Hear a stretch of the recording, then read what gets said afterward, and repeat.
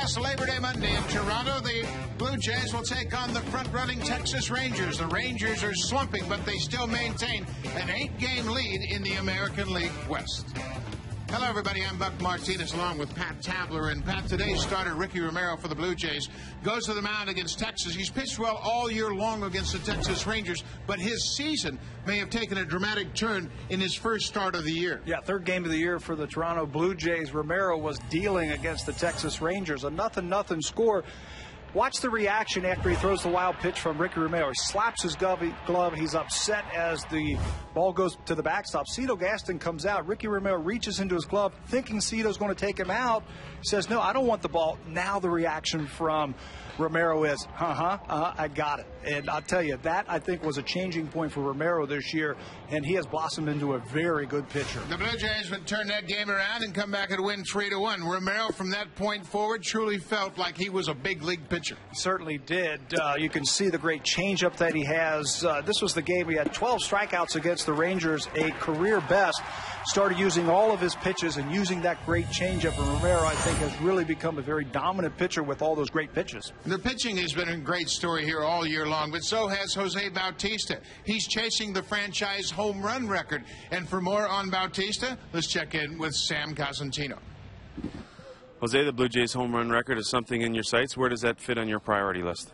I mean, it's within reach, and we'll see what happens, but I'm not going to think about it too much and not try to go out there with that goal in my head.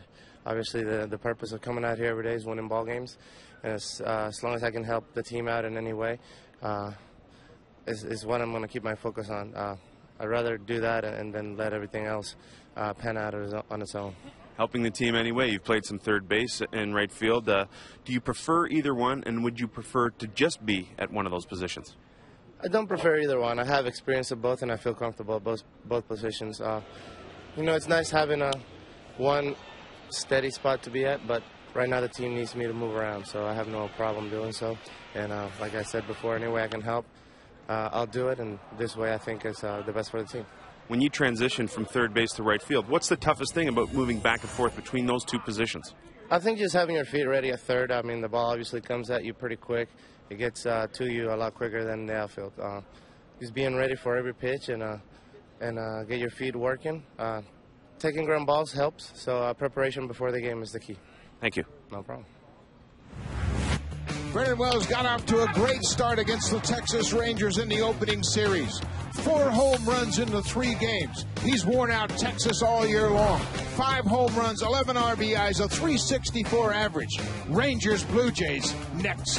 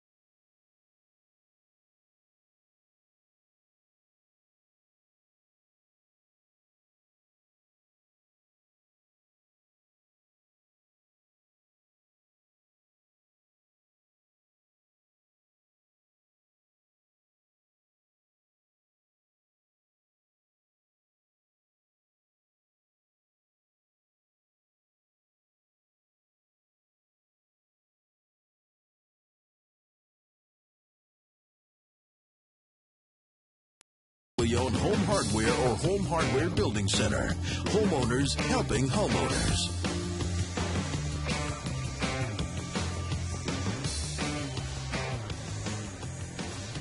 Texas Rangers with an 8-game lead in the American League West, but Ron Washington's ball club has been struggling lately. They've not been swinging the bats well. With that, he's made several lineup changes. Ian Kinsler leading off for the first time. Vladimir Guerrero, he's a constant, and he has absolutely worn out the Blue Jays this year. 11 for 20 with a home run and 4 RBI. Guerrero drove in his 100th run of the season in yesterday's game, a loss to Minnesota. But he has truly been exactly what Texas needed in the middle of this lineup. Big thumper in the middle of the lineup to knock in some big runs and protect Josh Hamilton and some of the other big hitters that they have in their lineup.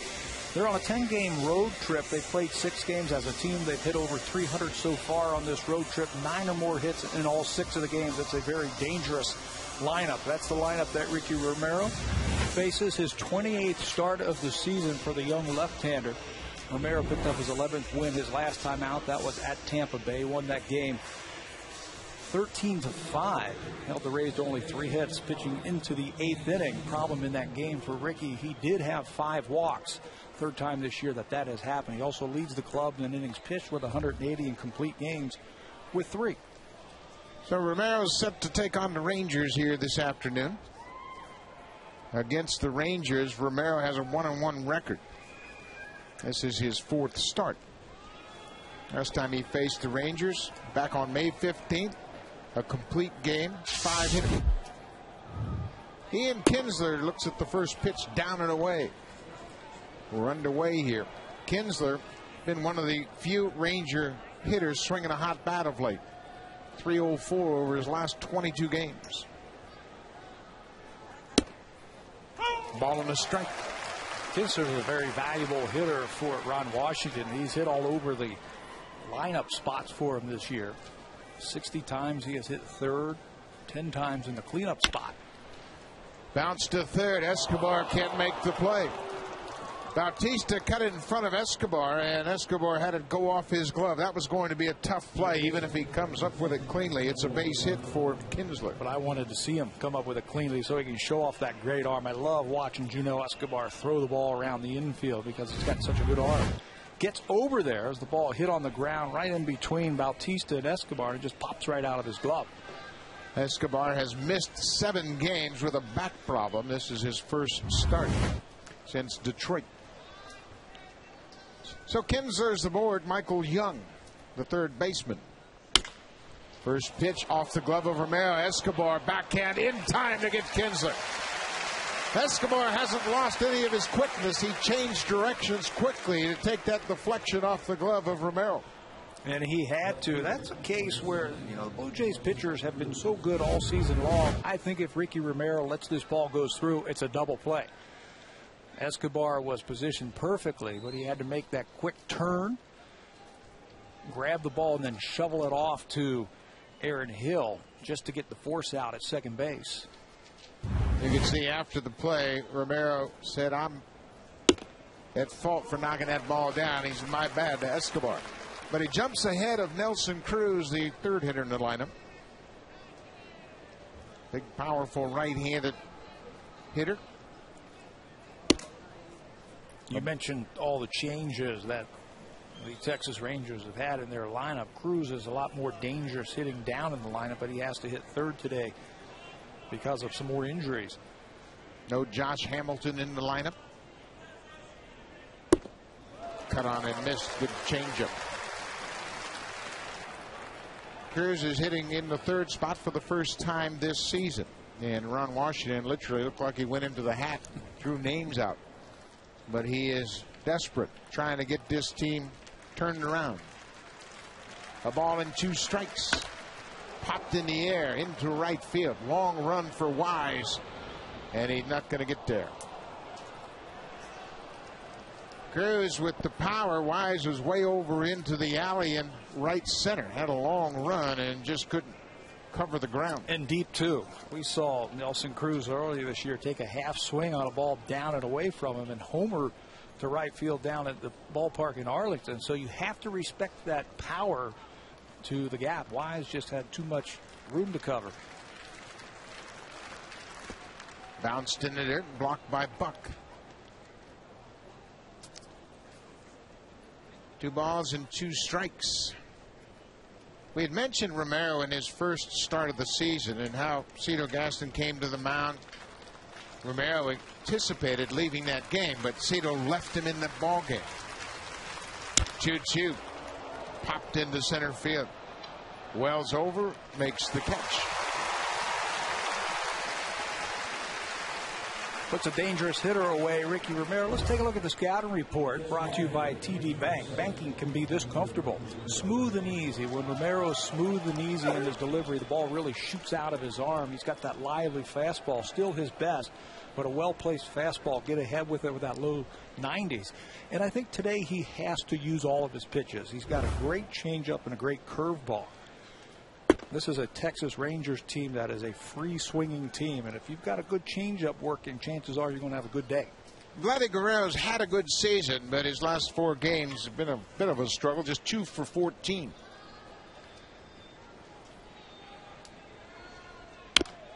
Well, one thing about Guerrero, you know he always lights up when he sees the Blue Jay uniform. He has worn him out again this year. And there's just no way to pitch Vladdy Guerrero. He can literally hit a line drive on a pitch from the top of his toes to the top of his helmet. Curveball. Good one. He just fills up that batter's box. He's got a wide stance. He's a big guy, bigger than you would think. Long and lean with those long arms. He can cover any pitch in any position. Down and in, up and in, down and away, anything. Bounced off the plate. Guerrero 11 for 20 against the Blue Jays this year, a home run and 4 RBI. One of the remaining big league hitters to bat without batting gloves. Lays off the breaking ball down and in. He also likes hitting here at Rogers Center. He's got great numbers in his career here in Toronto, up over 340. Good average, good power, great production in his career. 2 balls and 2 strikes. Curveball laced into left field. Snyder gets over, cuts it off. Young stops at second. Guerrero continues to wear out the Blue Jays. Let's take a look at the defense that Cito Gaston sends out there this afternoon. Travis Snyder, Vernon Wells, Dwayne Wise in right field. Juno Escobar back at shortstop. There's Jose Bautista making just his 38th start at third base. John Buck will do the catching. And there is Juno Escobar, who's been very busy here in the first inning, his first game back. Jeff Francoeur, newly acquired by the Rangers, trying to beef up their postseason hopes this season between the Mets and the Rangers. 11 home runs, 54 driven in. Well, it certainly makes a lot of sense, doesn't it, that you need some right-handed power. If you're going to go through the Yankees and if you're going to go through the Tampa Bay Rays, you got to think about David Price and CC Sabathia. You have got to have some right-handed thump. Francoeur brought over here to provide that for the Rangers. Driven to left field. Travis Snyder drifting back, but he's got room and makes the catch in front of the wall and left. Jeff Francoeur just missed it. Ricky Romero's strands of pair were scoreless after a half inning.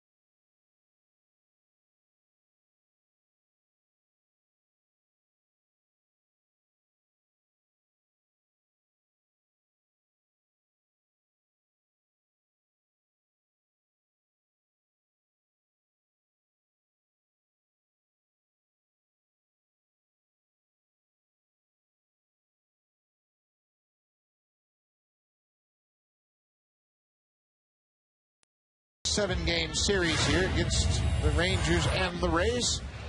Dwayne Wise back at the top of the order. Vernon Wells against the Rangers had a good season. 8 for 22, 5 home runs. 4 of those home runs came in the first 3-game series to start the season down in Arlington. And Vernon overall 5 home runs, 11 driven in. He's had a good season against Texas. Certainly has, just raking against the Rangers down in Arlington. Tommy Hunter will get the start, trying for his 4th straight win. He's taking the ball for Cliff Lee, who was pushed back and now will miss his next start due to back soreness. Dwayne Wise goes after the first pitch. Kinsler on the money to first for the first out of the inning. Tommy Hunter turned 24 in July, making his 18th start of the season. He's had a great year. You look at his record, 12-2, but boy, the Rangers have supported him very effectively. He's got a 8.09 run support average this season. Only Phil Hughes of the Yankees have had more since June the 1st. Hughes getting about 8.5 runs a game. Hunter got hurt right at the end of spring training and missed the start of the season. Junel Escobar takes the first pitch from Hunter for a strike. Escobar has not played since the Tigers series. His last game was August 28th. Breaking ball hit on the ground. Deep pitch short. Blanco in time to get Escobar.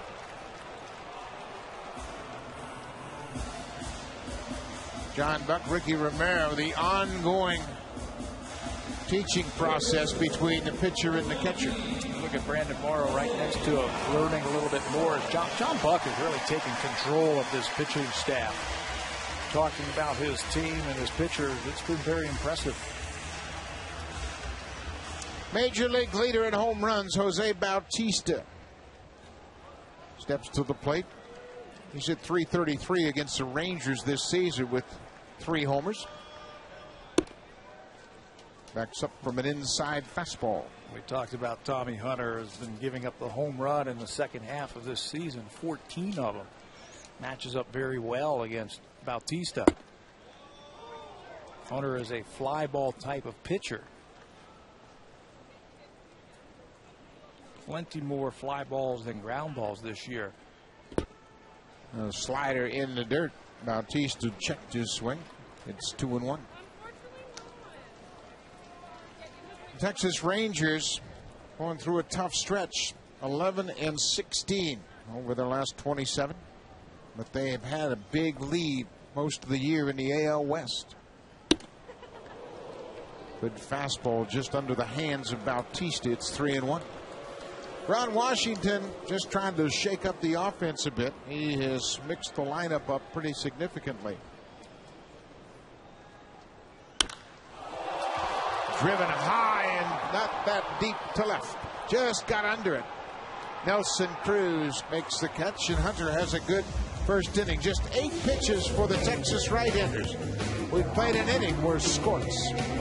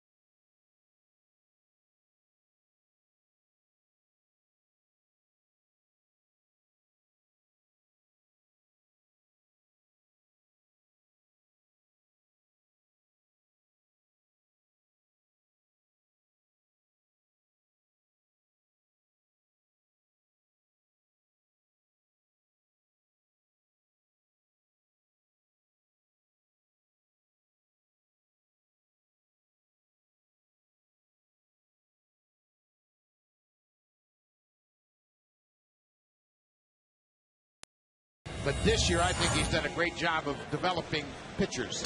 The young left-handers, Cecil and Romero. Romero throws a wild pitch. That's the game's first run. He was so upset. He thought he was out of the game. And watch him reach into his glove, hoping to, or thinking that he's going to give the ball to Cito Gaston. Cito said to him, hey, I don't want the ball. I want you to finish this game. I want you to get out here and get out of this mess.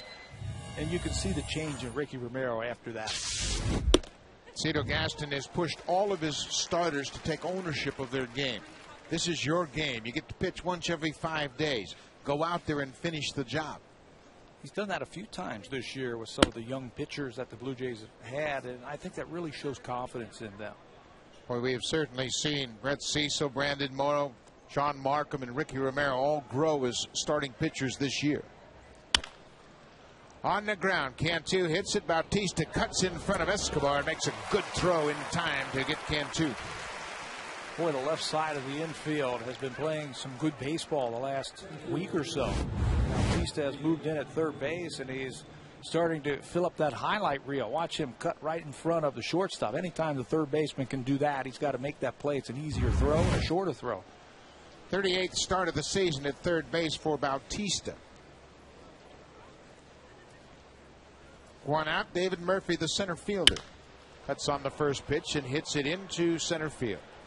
Vernon Wells, almost in his tracks, makes the catch. 2 outs. You know, when Cito Gaston went out there to finish up that talk about the young pitchers, how many times have you seen young pitchers get into trouble? They see the bullpen warming up, the manager comes up and they go, okay, my day's done. I don't like that at all. I hate that.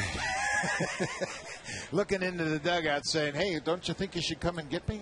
Yeah, I don't like that. I've had a quality start. I've had my 6 innings, and I tell you what, to a man, these young pitchers want to stay in the game. They have learned how to take themselves deep into a ball game. We saw it with Brett Cecil after 7 innings in Tampa Bay. First start of the road trip. He was trailing. He had retired 13 in a row. He wanted to go back out for the 8th with his club down. That's what you want from your starters. Line down the right field line, but foul. Taylor Teagarden, the catcher. I think you can fall into a false sense of feeling like you've done your job when the manager comes out and you start thinking about, okay, I'm good. Well, you know what? Get out there and give me 9 innings. 0-2 to Teagarden. Cut on and missed. Good curveball gets him. Great bounce back inning for Ricky Romero. Just 7 pitches in the second. 1, 2, 3, including a strikeout of Taylor Teagarden.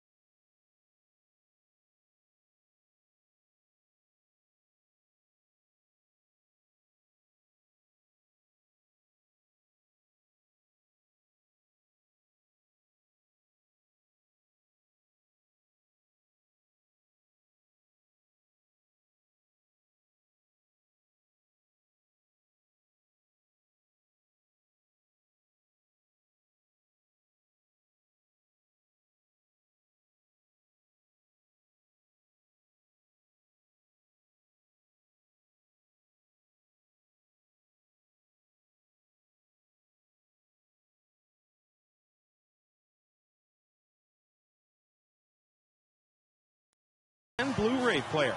Enter online at hitahomerunwithsharp.ca. Sharp Aquos with Quatron technology. You have to see it to see it.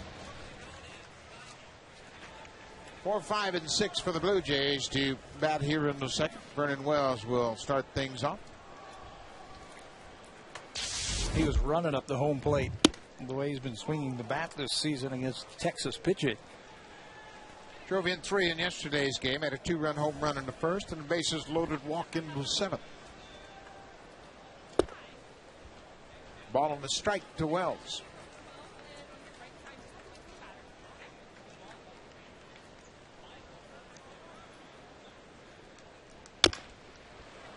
Going to be a tough play. Michael Young's not going to have one. A swinging bunt up the third baseline, and Wells is aboard. When you're hot, you're hot. Everything is falling in.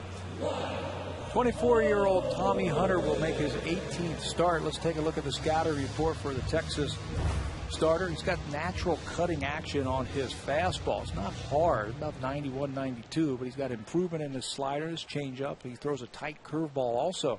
And I think Blue Jay batters better be ready to swing. He hates base on balls. Just sent 27 walks in 100 innings this year. Always around the plate. Lyle Overbay with Wells at first. Takes a pitch upstairs out of the zone. Hunter did have 4 walks in his last start against Kansas City, and that's exceptional. He generally pounds the strike zone. 5 2/3 against the Royals with 4 base on balls. Falls behind Overbay. Former #1 pick just in 2007 out of the University of Alabama. Got up to the big leagues very quickly.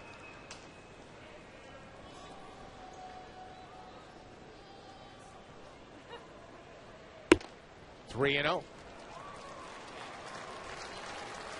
We mentioned Hunter giving up 14 home runs since the All-Star break. This would be a good opportunity for Lyle Overbay to swing 3 and 0. If you feel comfortable, if you feel like you're seeing the ball, why not give him that option? Lyle Overbay doesn't really swing at 3-0 pitches. He really likes to work the count and let him go ahead and feel comfortable. Says he can hit just as well 3-1 as 3-0. There goes Wells, up and away for a ball. 2 on, nobody out here in the second. Blue Jays have won 5 of 6 against the Rangers this year. They swept Texas back in May in this ballpark. They lost the season opening game, opening day. Rangers came back and won it in the bottom of the ninth. Other than that, it's been all Blue Jays. Yeah, they could have swept them. They were winning that game. Came back, mounted a rally in the bottom of the 9th inning. But then after that, the Blue Jays, they have pitched very well. They have hit a ton of home runs against Texas pitching this year. Popped up behind home plate. Teagarden flips the mask aside. Makes the catch.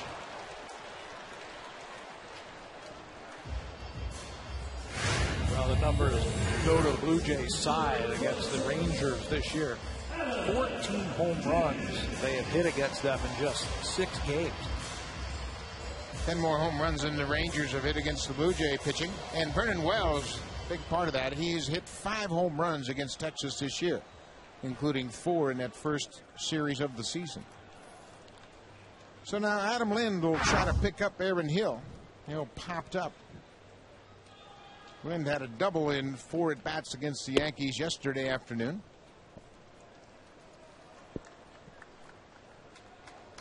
Pretty good numbers against Texas. He had a home run on opening day way back in April against the Rangers. Bounced on the ground. Kinsler has to wait for it, and all they can do is go to first to retire Lind. Base runners move up, but there are 2 down.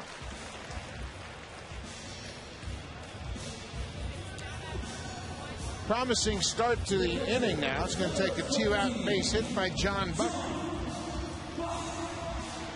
He's been swinging a bat very well, I think. John Buck had a big day in New York yesterday. You see the 16 home runs and 56 driven in.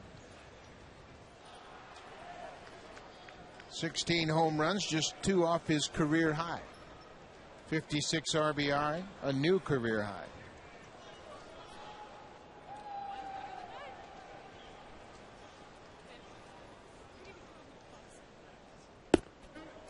Went too far, chased the breaking ball. Detroit did that against John Buck. First pitch breaking ball, because they know he really likes hunting for that fastball for the first pitch. Detroit, the last time we played him here, threw a breaking balls first pitch. Yankees, though, challenged him with fastballs.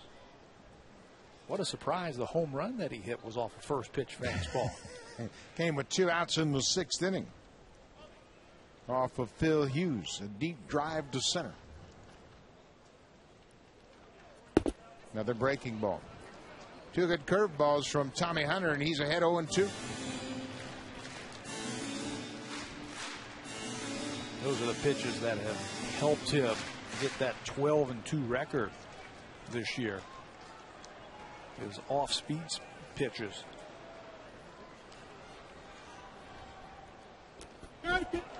Went too far. The ball gets away. Everybody's safe. Overbay at third base is going to hold his ground. John Buck reaches on the strikeout. The ball got away from the catcher Teagarden, and Wells scored from third. Question: why wasn't the play made to first base? Remember who the runner is at the plate. Watch John Buck, not real sure where the ball is. Doesn't get a great jump out of the box, but Teagarden's all over it. Had plenty of time. Watch where John Buck is. Why didn't he straighten up and throw to first? If he takes his time and gets set, once he gets the ball, he's got a legitimate shot at Buck at first base. But in his haste to throw the ball to the plate, missed Tommy Hunter covering. They didn't have much of a chance on Wells at all. No. I think Vernon Wells runs a little bit better than John Buck, so I'd take the guy who's a little bit slower. But that works out for the Blue Jays as they score first.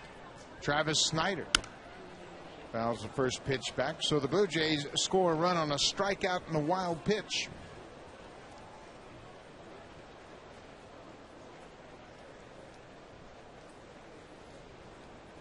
Wells with the infield hit to start the inning, scores the first run of the game.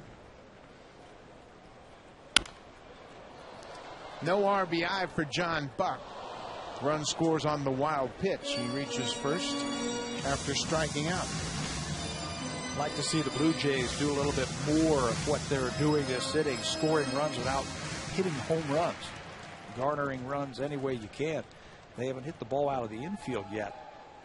They have a run. 0-2. Snyder fouls back another fastball. Travis Snyder had a good day at Yankee Stadium yesterday. 3 hits, a double, scored a run.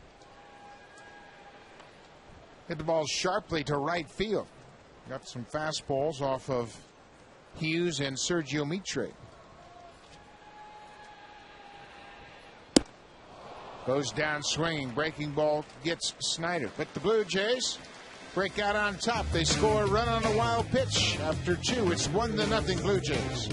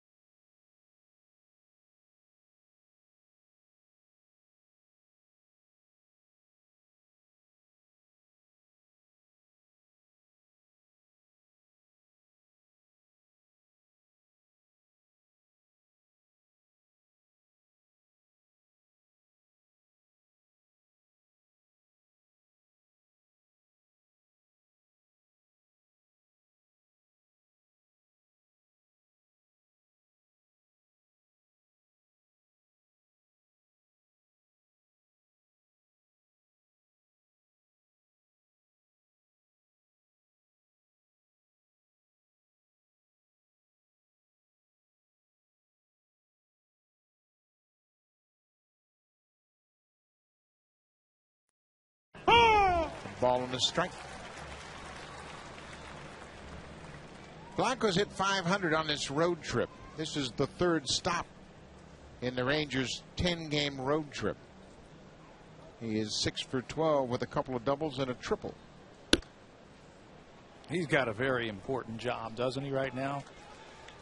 Elvis Andrus is out of the lineup. Their everyday shortstop gives them great defense, a little bit more speed for that lineup. The Blanco's got to take over now. Pops this one back behind the screen and out of play. Well, Andrews does such a great job. He's got speed, he's got range at shortstop, he's an added dimension defensively. But Blanco's done a nice job. I'm going to ask you this. Rangers, we talk about their 11-16 record, but they've got a big lead. How important is it for Ron Washington's team to get things turned around here in September? I don't think you ever want to concede that, okay, we've won the division, we're in the playoffs. And I don't think anybody to a man is doing that for the Texas Rangers. Ball's fouled off by Blanco. But I think the important thing is to get healthy. That's the thing. And we saw Joe Madden do that a little bit at the end of August, resting some of his regulars. The Peñas and the Crawfords and the Uptons, getting them ready, figuring that they're going to be in the playoffs. There is their record up until August the 6th. Injuries could be a problem. Why? They're 5 games under since then. 2-2. Up and away for a full count. Well, they need Josh Hamilton, no question about that. He's a MVP candidate that's out with bruised ribs right now. Ran into the wall in the outfield in Minnesota on Saturday. Full count.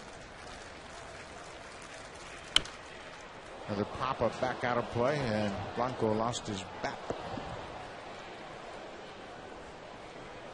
Taylor Teagarden, the catcher here this afternoon, after that last inning, called over to the manager's spot. Ron Washington probably asked him about that ball that got away and why he didn't go to first base, to the point you made. Why didn't you try and get the catcher at first base?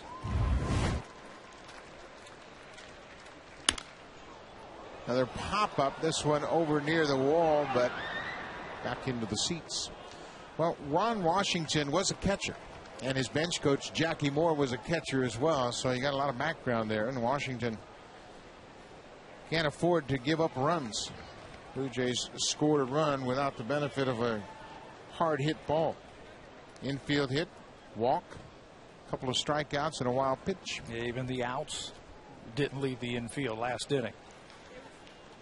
Clint Hurdle's the hitting coach here in Texas, and he too is trying to figure out what's going to get this club swinging the bats. Full count. Leadoff walk. So that'll turn the lineup over. Back to the top of the order. Ian Kinsler had an infield hit his first time up. What an at-bat for Blanco, the leadoff batter here in the third inning, getting lots and lots of pitches from Romero and then finally getting the walk. That'll help you score runs. Get that number 9 batter on via a walk.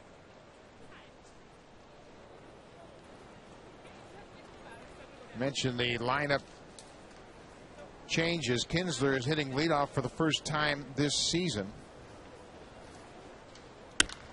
Swings at the breaking ball and drives it to center field, but Wells has got a beat on it. Blanco's going back to first to tag up. Wells alertly gets the ball back to the infield.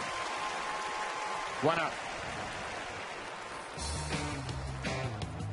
You can win an all-new Honda CRZ and other great prizes when you vote for the Honda Play of the Month. Vote today at BlueJays.com.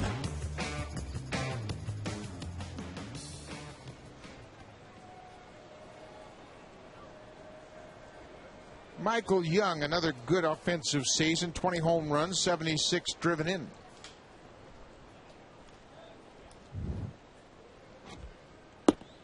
Looks at a first pitch fastball that's down. Young was a 5th round draft pick of the Toronto Blue Jays back in 1997. He was a shortstop out of the University of California at Santa Barbara. Do over. You don't want to make that trade again? No. No. Esteban Loaiza for Michael Young. And for Michael Young, 1,822 hits later, He's an all-star. Yeah, he sure is, and a very good player. And at that time, Michael Young and Cesar Asturias, Alex Gonzalez, Felipe Lopez, the team was loaded. Joe Lawrence was also a middle infielder at the time. A lot of great prospects in the organization. Unfortunately, they gave up a good one in Michael Young. You know, I understand that, and hindsight is always 20/20. But could you imagine what the Blue Jays, if they had him playing shortstop day in and day out? Won a Gold Glove in 2008 as a shortstop.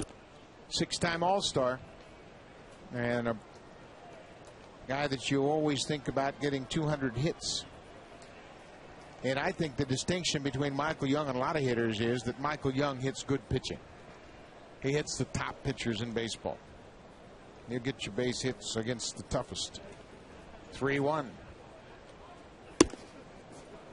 2 walks in the inning issued by Romero. Now we talk about Michael Young and just how good he has been for the Rangers. Since 2002, he's second only to the great Ichiro. Derek Jeter right up there, and Albert Pujols. The difference, I guess, Pujols gives you 40 home runs and 120 ribbies. Michael Young's about hitting 300.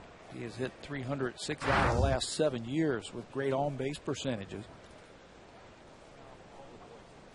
5 times he's topped the 200 hit plateau. Nelson Cruz, the left fielder here this afternoon. Broken back, grounded to short. Escobar, Hill, Overbay. Ricky Romero erases the memory of those 2 walks. The defense turns another good double play behind him. Blue Jays lead 1-0.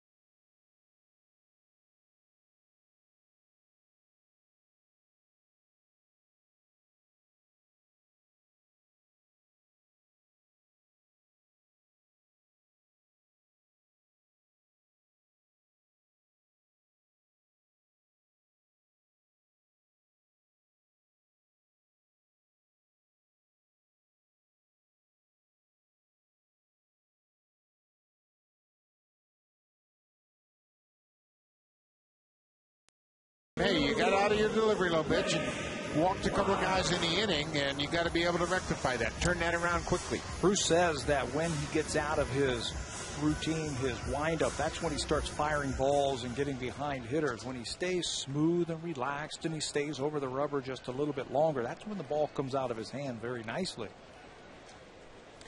Back to the top of the order, Dwayne Wise shows bunt and takes the ball. Wise grounded to second his first time up.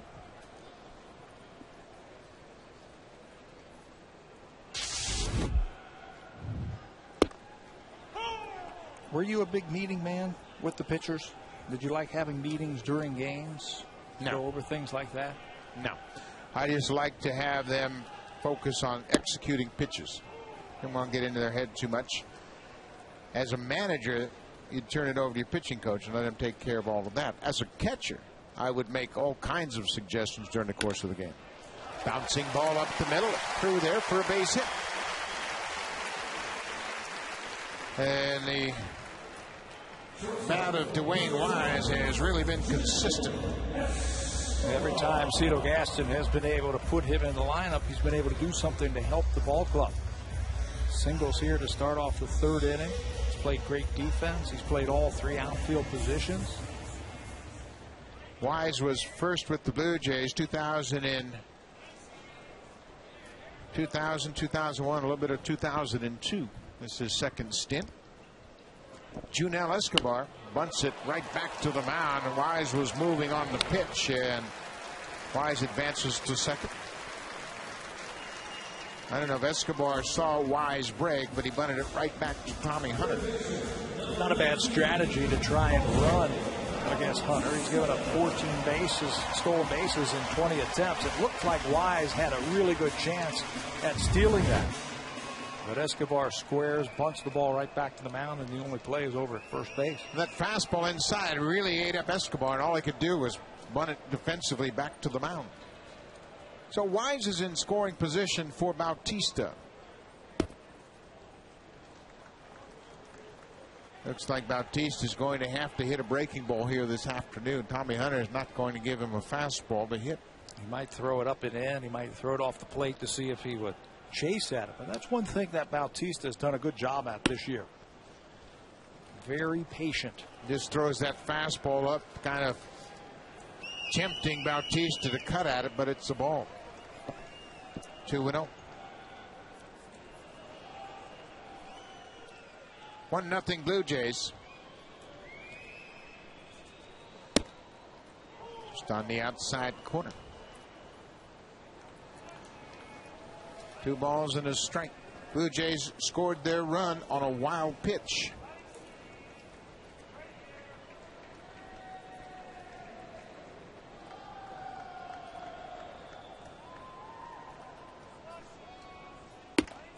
High breaking ball, 3-1. Boy, Bautista all year long, and especially in the second half, has really showed a lot of patience at the plate. Good strike zone recognition. He has shown great discipline. He has really stayed within his game plan also when he gets to that plate. Takes the walk. Fastball off the plate, down and away. 89 walks now for Jose Bautista, which is second in the American League. So you add up all those hits and production. Right now, not getting a lot to swing at.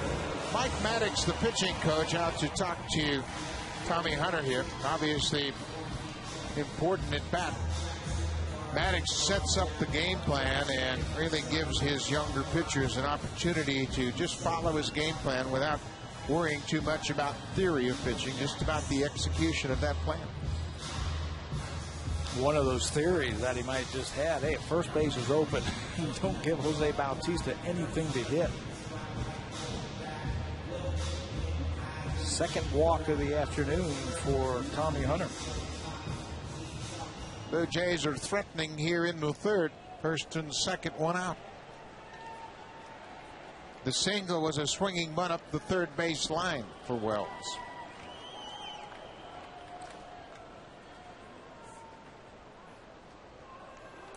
Just in case Wise was thinking about breaking for third.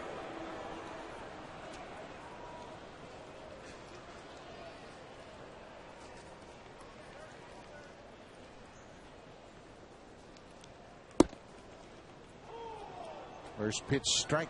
Wells has been aggressive on the first pitch all year long. Wanted to look at one of Hunter's pitches.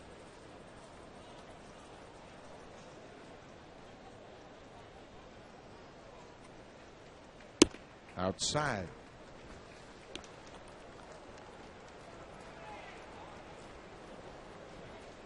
Big numbers for Wells against Texas.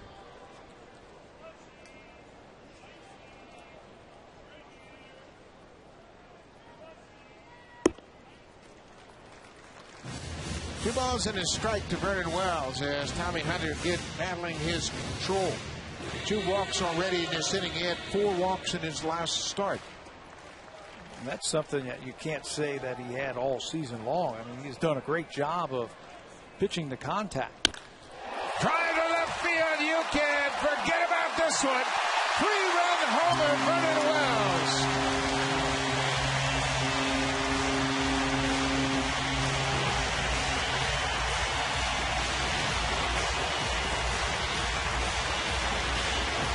There was some contact.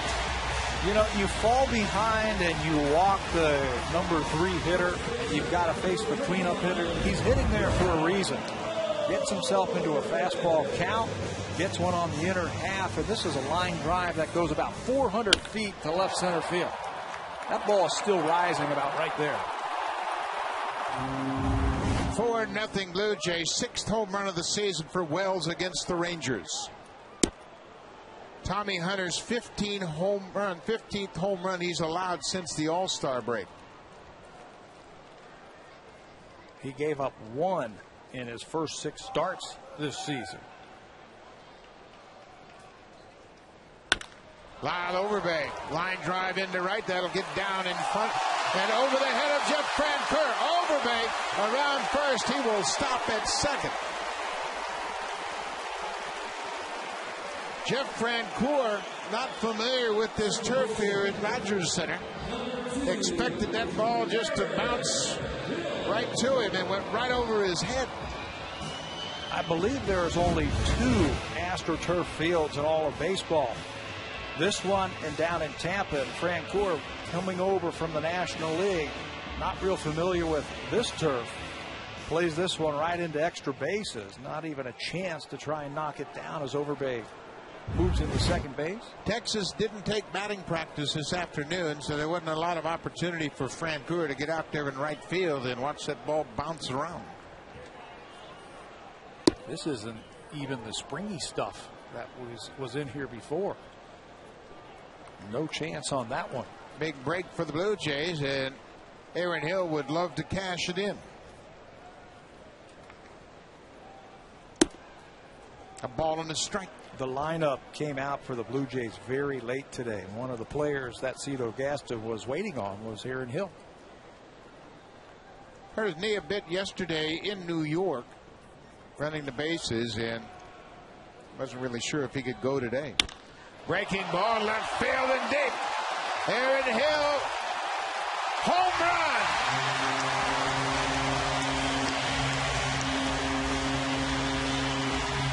Number 23 for Aaron Hill. 6-0 Blue Jays.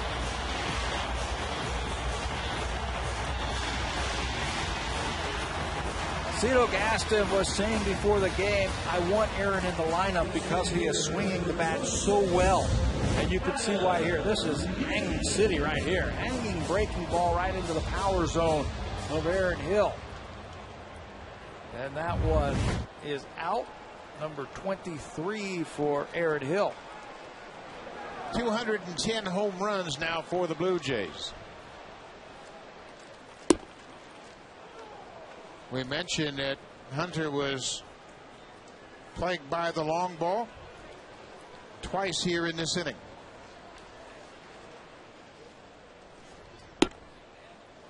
Ball on a strike. Again, 1 in his first 6 starts this year. Hunter gave up a home run. Now 18 in his next 12 starts.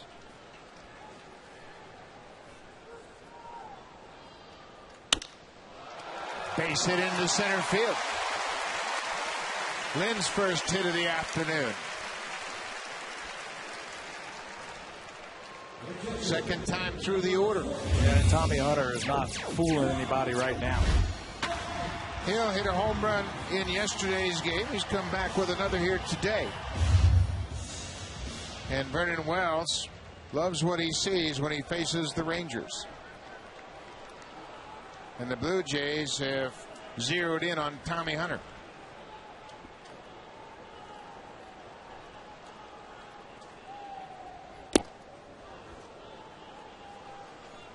John Buck was a strikeout victim his first time up, but reached first base on the wild pitch.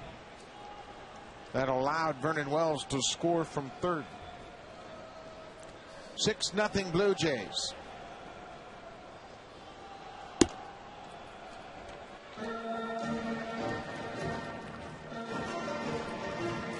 Texas going through a tough stretch. Cliff Lee, the scheduled starter for tomorrow, has been scratched. Now the curveball to John Buck.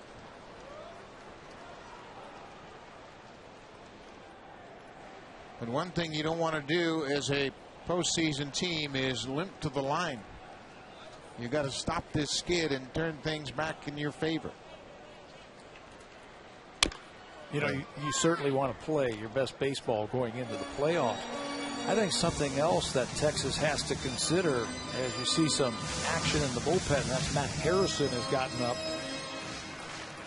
They're looking at trying to figure out a way to get into that number 2 slot in the playoffs, if you will, the number 2 seed. They are battling with Minnesota in that respect, trying to get a series at home. Their record against New York, Tampa, Minnesota on the road, 0-12. They want to try and get some home field advantage down in Texas. 2 balls and 2 strikes. 3-2 now. 1 out here in the 3rd inning. Blue Jays have scored 5 runs in the 3rd on 2 home runs. Wells and Hill.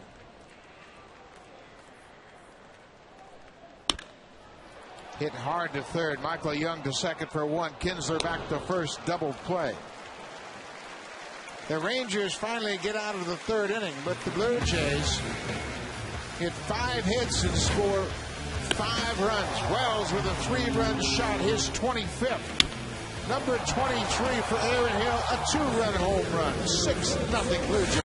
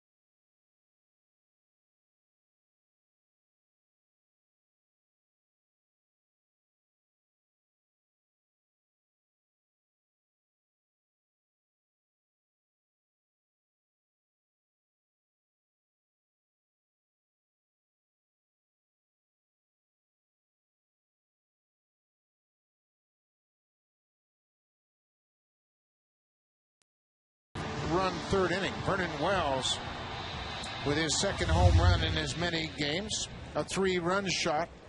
His 6th of the season against Texas. Tommy Hunter now has given up 16 home runs since the All-Star break. Ricky Romero out to a 6-0 lead. Pours the first pitch in there to Guerrero. You know, we said there could be some fireworks here this afternoon with the way that the Blue Jays can hit home runs and the way that Hunter has been giving up home runs for this season. Now he has taken the lead in home runs allowed since the All-Star break. Javier Vasquez, Blue Jays got to him. Brad Bergeson of the Orioles. Phil Hughes of the Yankees, Blue Jays also got to him. Guerrero into right field. This is trouble. Dwayne Wise can't make a play. Bounces up against the wall. Guerrero headed for 2nd. And he slides in with a leadoff double. I don't know. Foul line to foul line. How? With power. I don't know how he is able to reach these type of balls and hit them with power. Watch this. Change up down and away. On his back heel. Flips his bat out there and drives it. Short hops the wall in right center field. About 330 feet down the right field line. Impressive power. 21 doubles now for Guerrero. And he truly spreads the defense all over the field.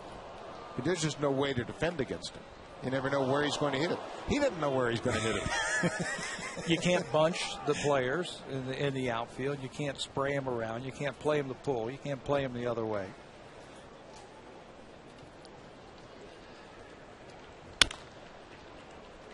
Francoeur hits it on the ground to shortstop. Escobar throws him out. You know, another thing that you can't do with Guerrero, you can't take his swing and try and copy it. You can't take it to a youngster and say, okay, I want you to hit like this because the great Vladimir Guerrero hits that way. That is his style. That's the way he does it, and he does it so well. He's the third active player with 10 or more 100 RBI seasons. Alex Rodriguez and Manny Ramirez, the other two. Jorge Cantu takes the first pitch strike. The Rangers made several moves before the trade deadline to try to fortify their roster. Cantu was picked up from the Florida Marlins. He has yet to drive in a run. Tapped on the ground to third. Bautista in time. Guerrero goes to third base and makes it. Vladdy Guerrero with that hard slide into the bag. When he was younger, he was a lot faster. He's good for 20 stolen bases. Whole key here is you watch the third baseman. Watch where as he comes in, you can get a little bit closer to third base. And Guerrero makes it pretty easily on the return throw from Overbay. Anytime that third baseman moves to his left or he backs up or he has to come in, you can advance if you're a smart base runner from second base. David Murphy with Guerrero at third and 2 outs.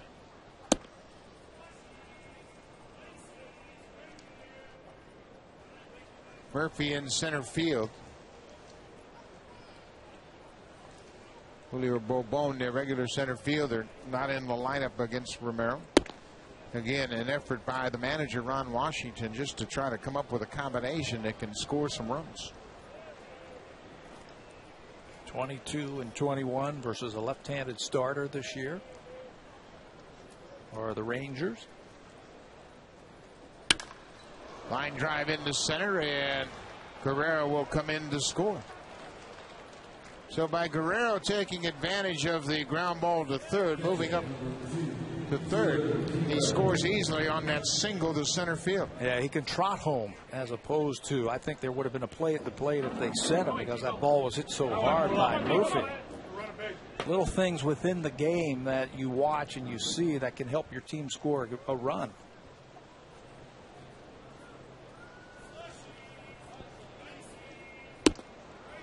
Taylor Teagarden was a strikeout victim his first time up.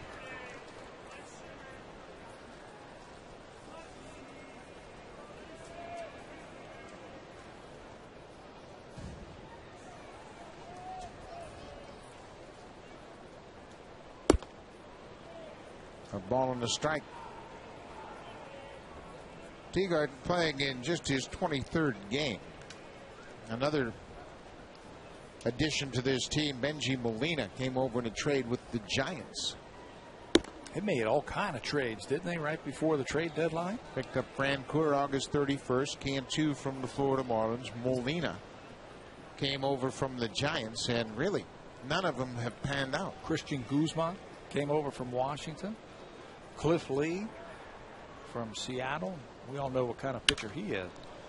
Very good, but hurt right now. And Lee with Texas has gone 2-5 in 11 starts. So you could argue that none of the moves they made have really turned out the way the Rangers had hoped. But that'll all be forgotten. They get things turned around and go into the postseason. Full count, 2 outs. I'll take my chances with veterans going into the postseason because they've been there before. They're not going to be intimidated by October baseball. High pop-up. Shadow to left field. Escobar calls for it. Snyder calls him off and makes the catch. The Rangers break through a couple of hits. They score the first run, but Romero has a comfortable lead, 6-1.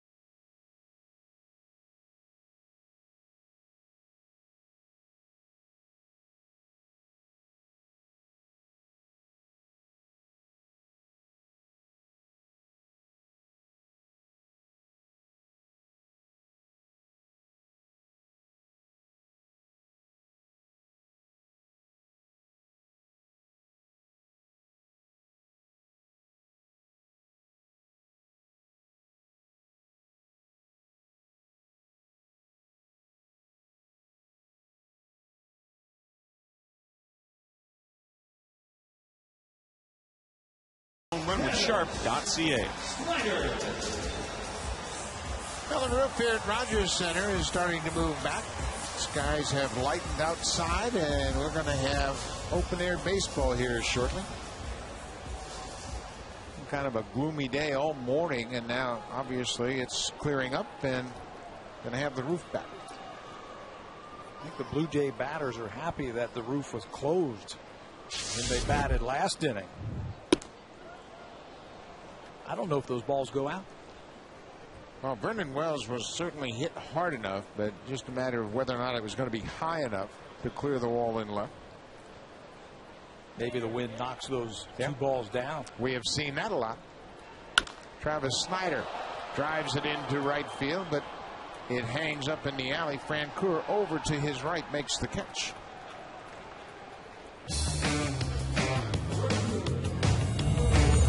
The Jays on Rogers Sportsnet. Brought to you by your local independently owned home hardware or home hardware building center. Homeowners helping homeowners. One out here in the fourth inning. Back to the top of the order. Dwayne Wise Singleton scored in the third.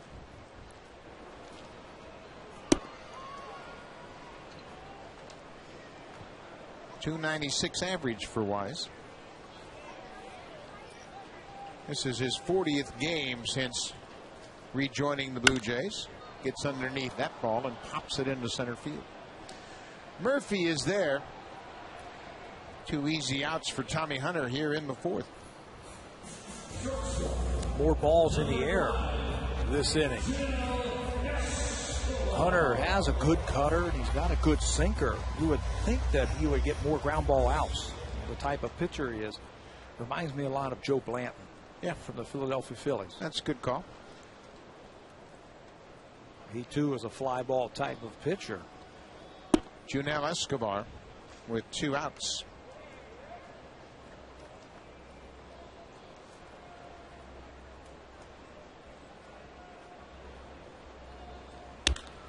Line drive down the left field line, but it hooks back in with seats. Escobar has done it time and time again. The sacrifice bunt in the third inning basically sparked a 5-run inning. Gets that pitcher in a jam, gets a runner in scoring position, and then he can't stop the Blue Jays. First time we saw that from Junel Escobar was in Kansas City. Runner took off at first. I believe it was Fred Lewis, and he bunted right at the second baseman who was covering, and he ended up with an infield single. Very intelligent play. 2-2. But it certainly changed the complexion of that third inning after Wise single. Wise was running. Escobar bunted right back to the pitcher, but had a runner in scoring position. Right, he wanted no part of Bautista. Could tell that. The whole key was the Vernon Wells at bat when he fell behind and he had to throw a fastball to him. And Wells has been murdering low fastballs from the Rangers all season long. Bouncing ball up the middle. Blanco at the bag at second makes the play on Escobar. Tommy Hunter with a good fourth inning, a 1-2-3 fourth inning. Blue Jays up 6-1.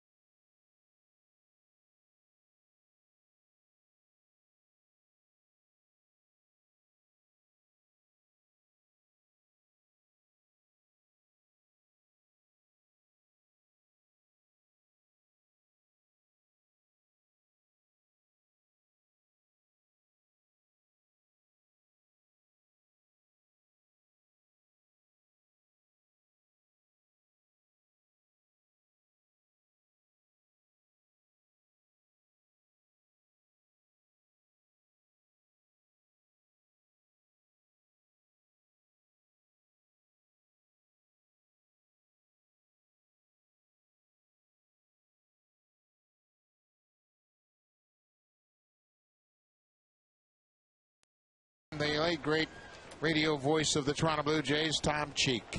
You can vote for Tom Cheek's induction into the Baseball Hall of Fame, the 2011 Ford C. Frick Award. You go to facebook.com/baseball hall and click on poll, and you can vote for the great voice of the Blue Jays, Tom Cheek. 4306. That's how many games in a row Tom called from 1977. Get a chance to help his induction into the Hall of Fame. Just keep voting. Voting stops on September 30th. So remember, log on to facebook.com/baseball hall.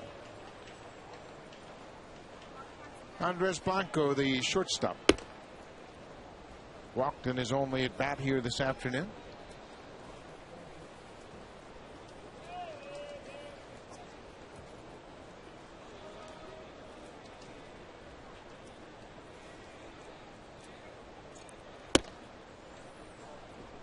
Three and one. When you look at the season for the Texas Rangers, they had a 21-6 record in June. And outside of that month, they're under 500. 54-55 for the season. Sharply hit on the ground. Bautista has it. Plenty of time to get Blanco. You know, sometimes it just takes a good month like that. You go over, like you were just saying. I think the whole key is just get into the playoffs, because you just never know how you're going to match up, who you're going to match up against. Anything can happen in the playoffs. I don't think Texas is worried too much about what their record is. I think they're just thinking about, let's just get in and take our chances. You have to get healthy first. That's the first and foremost. And then, boy, C.J. Wilson, what a season he's had. Yes. First year as a starter, 14-6. You said that about a month ago when we were talking about Cy Young Awards, and you said, what about C.J. Wilson? Yeah, he has truly had a great season. 209 opponent's batting average. C.J. Wilson pitches in a very hitter-friendly ballpark in Rangers Ballpark at Arlington. He's allowed just 8 home runs all year long. And I know he doesn't have the cachet of the big names like C.C. Sabathia and Felix Hernandez, but when you break down C.J. Wilson's season, it is Cy Young caliber. Ground ball. Bautista spins around, throws a strike to first. How about the range at third base and the soft hands from Bautista? We all know about his great arm in the outfield. He's shown that off time and time again this year. He gets a good jump, makes the stab, and then the accurate arm. It's two different throwing motions from the outfield and from the infield, and Bautista has handled it beautifully this season. Yeah, he makes it look so easy. You don't really appreciate how difficult it is. Just the quickness of the ball getting to you at third base. Michael Young hits one off the foot of Ricky Romero, and there's going to be no play. That'll be a infield hit for Michael Young.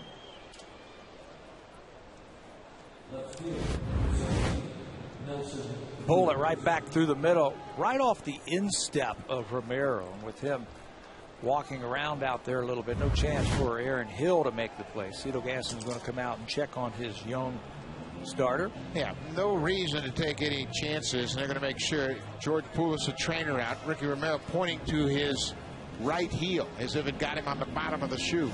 I don't think it hit him squarely. It looked like it picked his foot up right at the last second. See that? It hit on the bottom of the shoe. Actually got his foot turned, so that ball hit the sole of his shoe.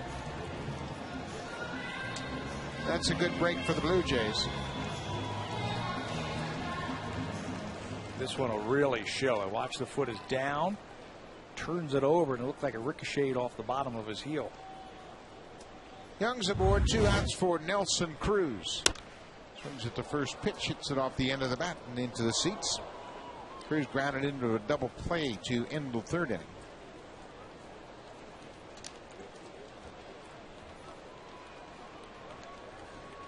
Blue Jays turned 2 double plays yesterday against the Yankees. You were talking about the Cy Young Award. Texas has never had a Cy Young Award winner. That's something. They came close with Fergie Jenkins back in 1974. He finished second. Cruz gets jammed. Bautista on the run, high throw. The airmail's Overbay, and all hands are safe. Young moves to third. Cruz will end up at second. Bautista just never got his body under control and airmailed the first baseman. It's a good way to describe it. He's going to throw the ball on the run. He's got plenty of time. And just gets it over the head of Overbay. You can take your time here, set your feet, and make a good throw, but you can see he knew as soon as he let go of that ball that it was going to be over the head of Overbay. 7th there of the season, charged to Bautista. The problem with that is you bring Guerrero to the plate with 2 outs and runners in second and third. Putting a little bit more stress on your starter also. Romero, let's see how many pitches it'll cost him now. Made a good pitch to Cruz to get him to ground out. Guerrero reaches forward and pokes it into right. The air doesn't hurt. Romero makes a good pitch to get Guerrero. Ricky strands a pair. Blue Jays still lead it 6-1.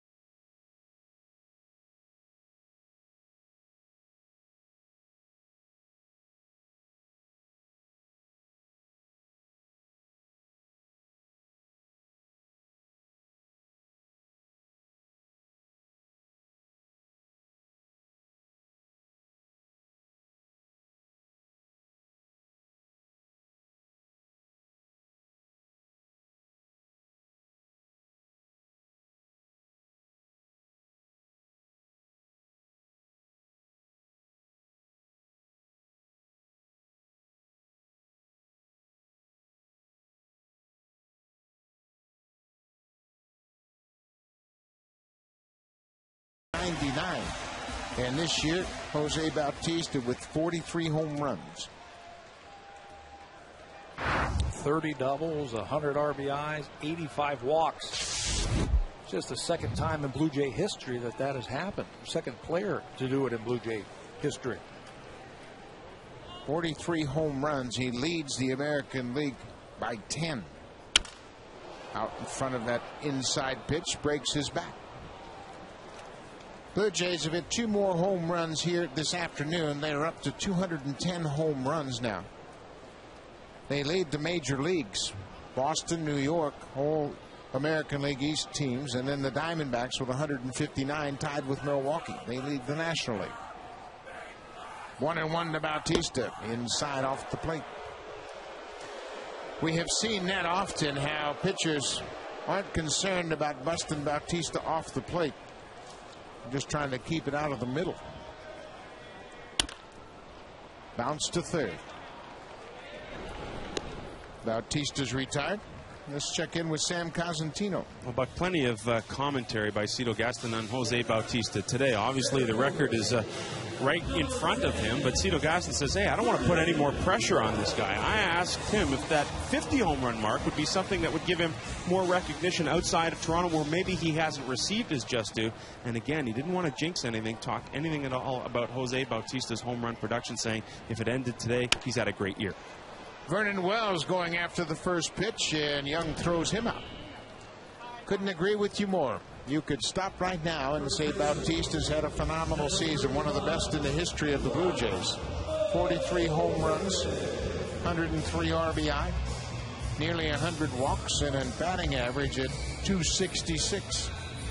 Great production. And remember where he started the season. He was the leadoff batter for Cito Gaston and the Blue Jays. And you have a different mindset when you hit leadoff compared to hitting third or fourth in one of those RBI spots. Overbay chases a first pitch. Well, when you think about the Blue Jays season, you look at their month of June. Blue Jays had a 9-17 month of June. Bautista hit 4 home runs in that month. The Blue Jays only scored 80 runs.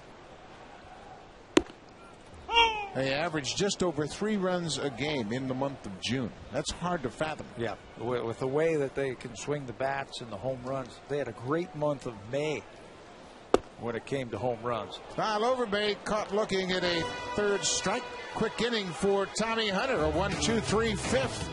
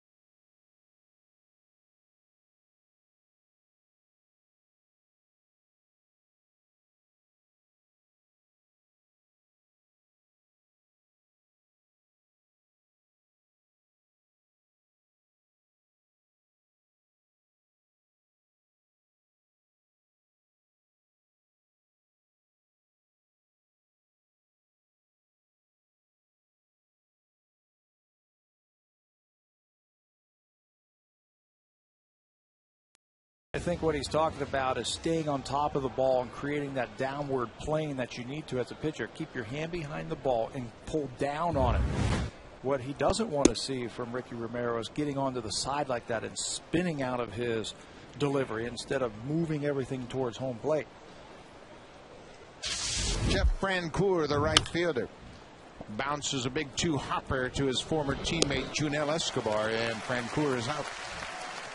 So how do you do that? How do you stay on top of the ball? I think you have to stay over the rubber just a little bit longer and create that movement going to home so your arm can get up on top and create that downward movement. Generally, anytime you get into a rotational spin, it's because of effort. Put too much effort into your delivery. And when Ricky Romero is smooth and confident, he stays pretty in line. But it's all about effort. It happens the same at the plate. You try to get too much effort into your swing, you're going to spin around and rotate off your good approach. And what does that create? It creates a slow bat, or it creates slow arm action if you are a pitcher. And nothing comes out of your hand. Nothing comes off the bat when you start spinning instead of staying right over the top of it. Jorge Cantu takes a strike, 2 balls and a strike. We mentioned Cantu came over to the Rangers in an effort to add some pop to the lineup, and that hasn't worked at all. Popped into right field. Wise in fair territory makes the catch. 2 quick outs here in the 6th. It's a team, the Texas Rangers, who have hit the ball on this road trip. At least their average shows that. They're hitting over 300 on this road trip, but they can't win. Can't score the runs, can't get them in. David Murphy got the only run in the fourth inning. A 2-out RBI single to center scored Vladdy Guerrero.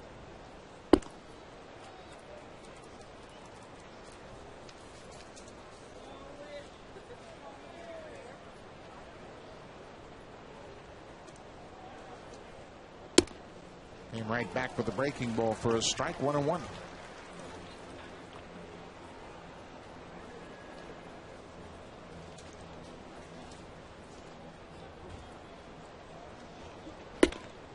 Good fastball in a good spot.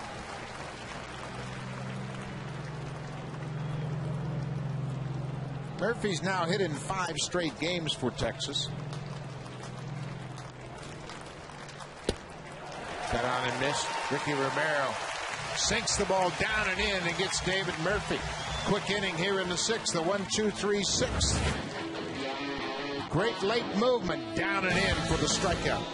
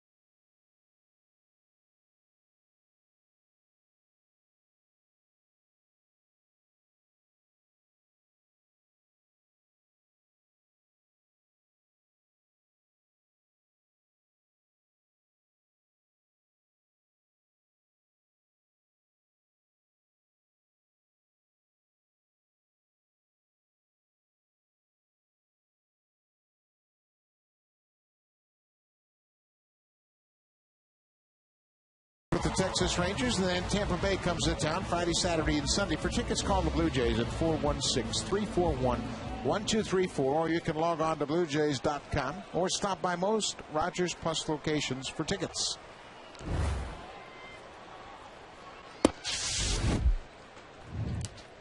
Aaron Hill has homered here this afternoon. Had a 2-run shot, part of that 5-run third inning.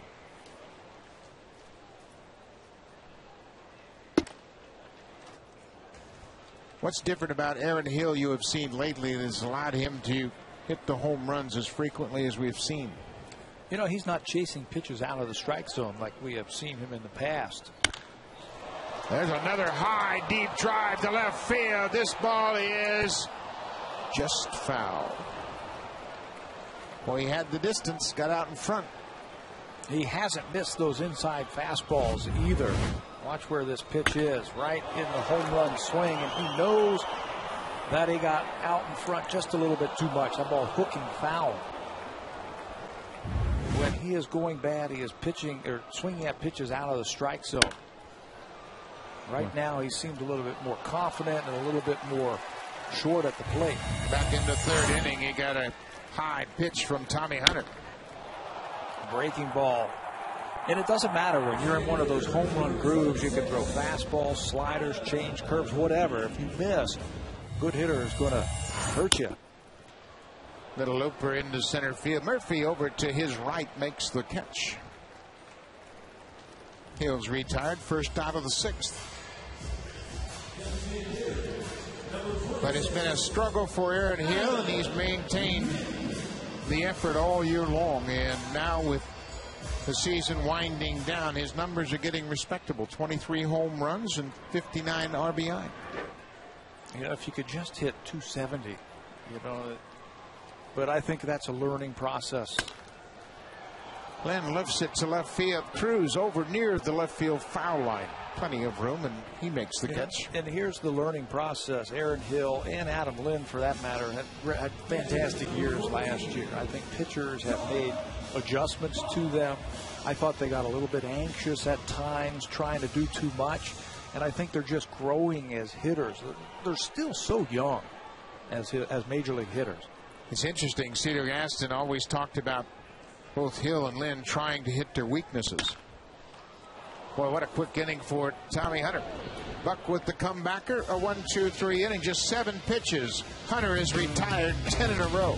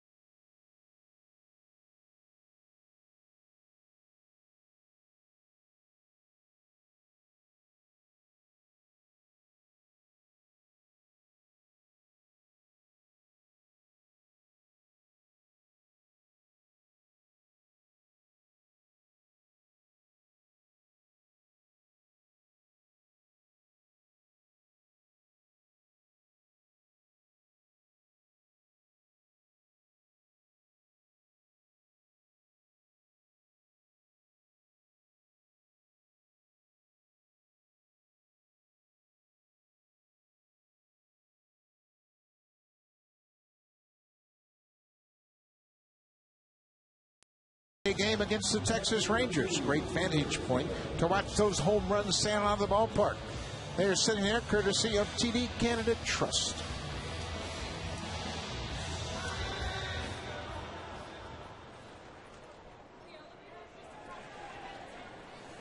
(6-1) Blue Jays lead it. Taylor Teagarden will start things off for Texas here in the 7th.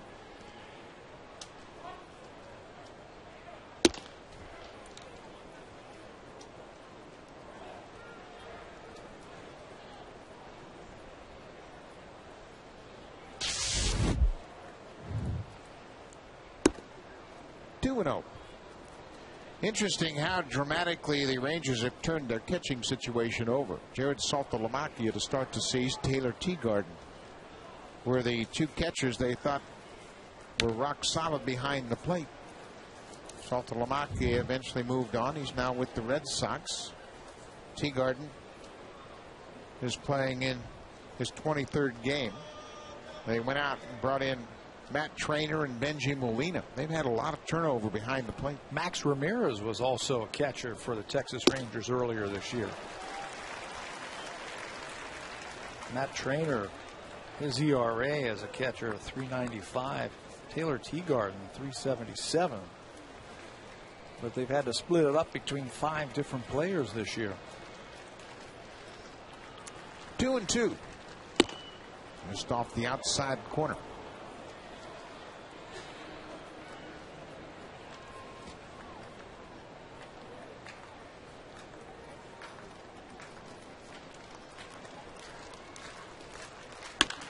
Sharply hit into left field.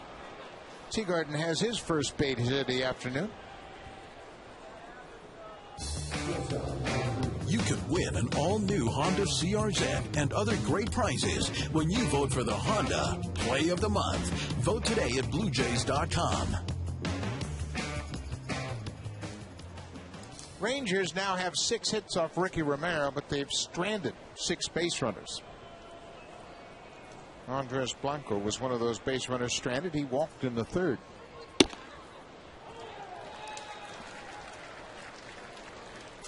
This is a big at-bat right here, I think, for Romero. This part of the ball game. After the leadoff hit by Teagarden. Needs to bear down here to get Blanco. Don't want to see Kinsler and Young coming up with runners on base. That's a great point, and we always talk about pitchers managing the lineup. Kinsler on deck. Always a tough out. Just watch the scoreboard. Make sure you get the guys you're supposed to get out. Number 9 hitters, one of them.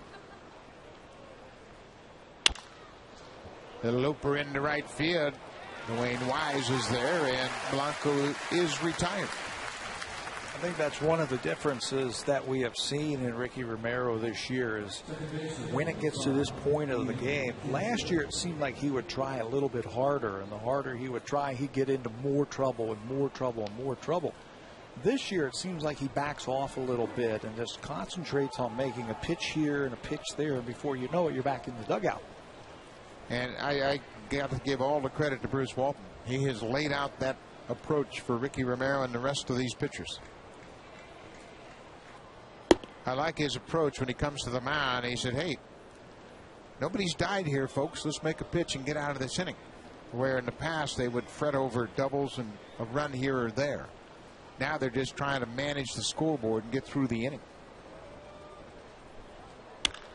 Long drive to left field, but that's going to hook foul. Ricky Romero has made quite a turnaround in his career from last year to this year. Improvements in every aspect. Look at the earned run average. That has gone down, but I think that has to do with the opponent's batting average and managing parts of the ball game, making pitches when you have to. On the ground, backhanded by Bautista, bounces it to first in time to get Kinsler. And when you do that, all of a sudden, the next thing you know, you've got 2 outs and a runner on base, as opposed to a walk here, a bloop there, and all of a sudden now you're in big trouble. Before you know it, it's 6-4, 6-5. Yeah, and Bruce Walton is always encouraging his starters to just tick off the outs. Sean Kemp now starts to loosen up down in the Blue Jays bullpen.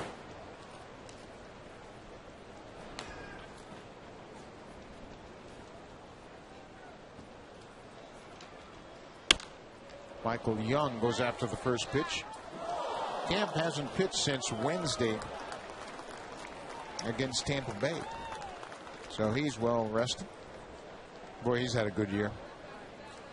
What a job he's done out of the bullpen. He certainly has. He has pitched in different spots in that bullpen for the Blue Jays.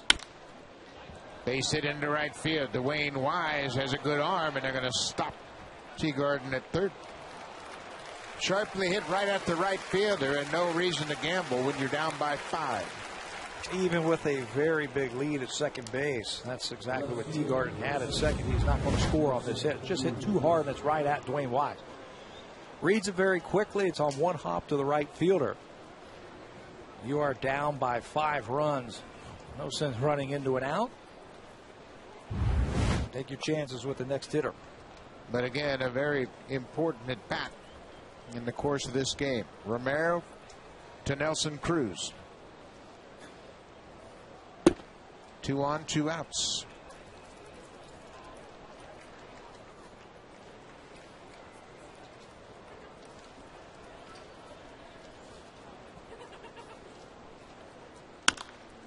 Fly ball to right field.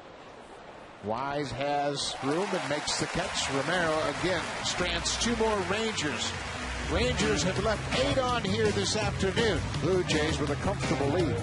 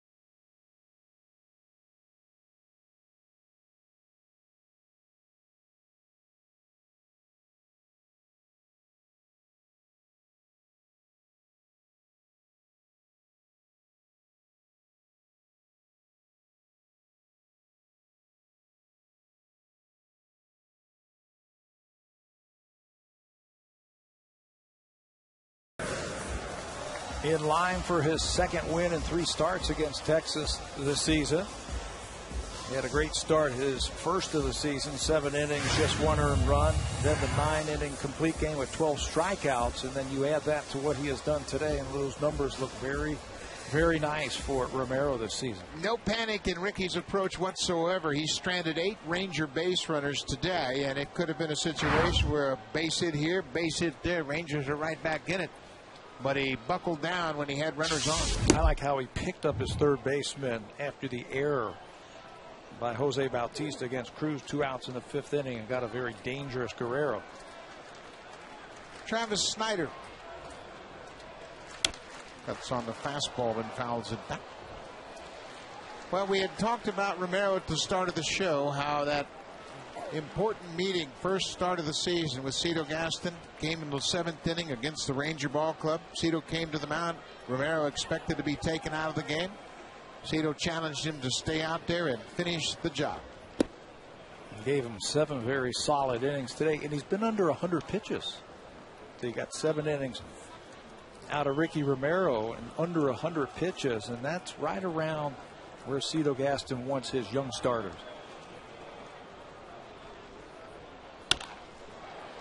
Gloved by Cantu at first. Snyder's robbed of a base hit.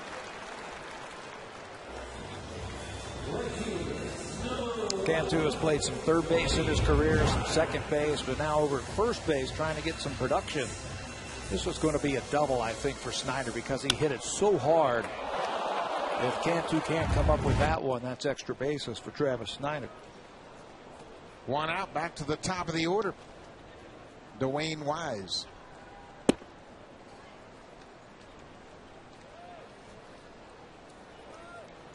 Wise had a good road trip, 7 for 17 on the road trip. 7 for 12 over his last starts coming into today's game.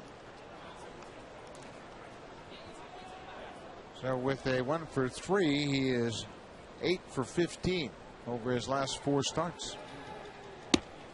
That'll get you a little playing time. Next stop, 300sville for Dwayne Wise. He was just under 300 his last at bat.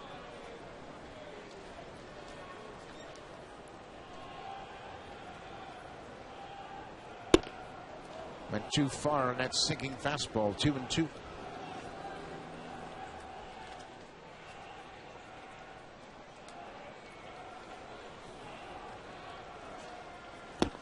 Full count. Tommy Hunter has rebounded very nicely from his first 3 innings today. So he tied 11 in a row going back to the 3rd inning. Got John Buck to end the 3rd, hitting into a double play, and no one has reached since. Full count. Wise strikes out, chased the high fastball.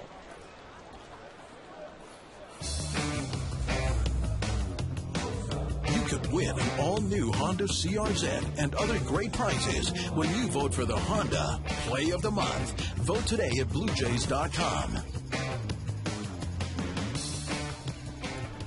Alyssa Milano here at Rogers Center taking in the baseball game. She's a big baseball fan. Actually has a line of clothing that features baseball logos.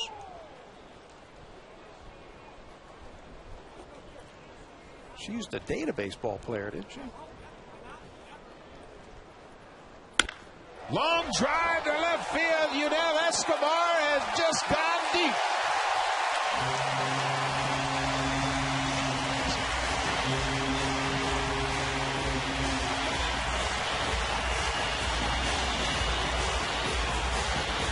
Welcome back to the lineup, Yunel Escobar. 12 in a row. No more. Looked like another breaking ball from Tommy Hunter that just spun right into the swing of Yunel Escobar. And he's got some power when he gets behind it. Jose Bautista. 3rd home run of the afternoon for the Blue Jays. That's the 32nd time they have hit 3 or more home runs in a game this year. Blowing everybody out of the water when it comes to 3 home runs in one game. The Boston Red Sox have hit 3 or more in a game 20 times. The Blue Jays now 12 ahead of them.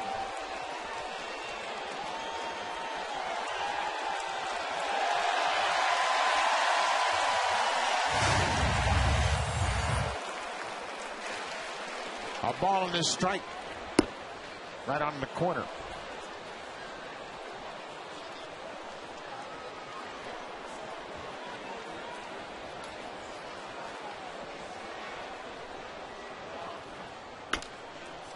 Popped up over near the Rangers dugout and out for play.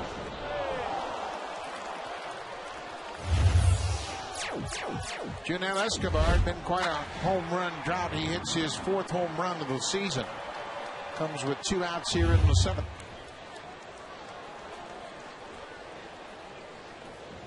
.211 homers for the Blue Jays. It's amazing how they come in bunches, don't they? 3 yesterday in New York. 3 more this afternoon here. Hit 6 in the Yankees series in 3 games. Bautista just missed it. Teagard behind home plate makes the catch. The Blue Jays are retired, but they get an insurance run, a long home run off the bat of Junel Escobar. After 7, the Blue Jays are up 7-1.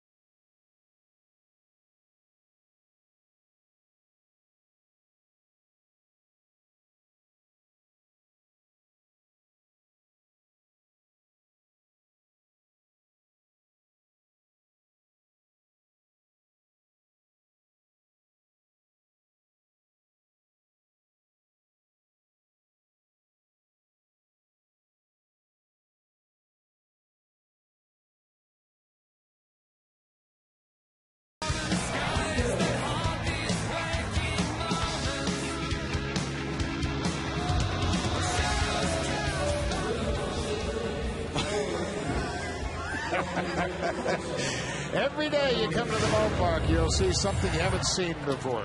But you've seen this before. A good pitching line from Ricky Romero. 7 innings of 7-hit ball. Yeah, just 1 earned run against a very good Texas offense. 2nd in the American League when it comes to batting average. 2 walks.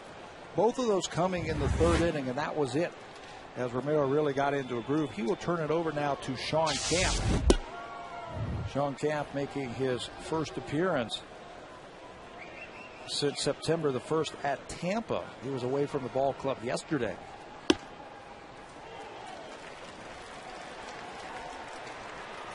Great year for Sean Kemp. There's 54 hits allowed in 62 innings. Impressive number of walks, just 14.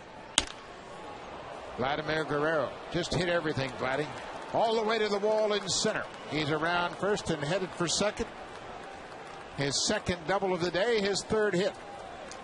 No, he singled his first time up to left field. Pulled a breaking ball over there for a base hit. Then doubled down the right field line on a ball down and away. Camp goes back out there. And he's got great plate coverage, great extension.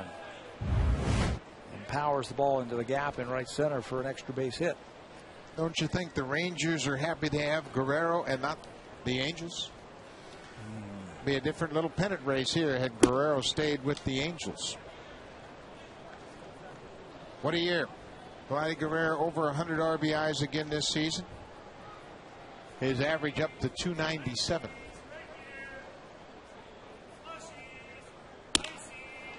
Francoeur into left field. An easy play for Travis Snyder. Francoeur is 0 for 4.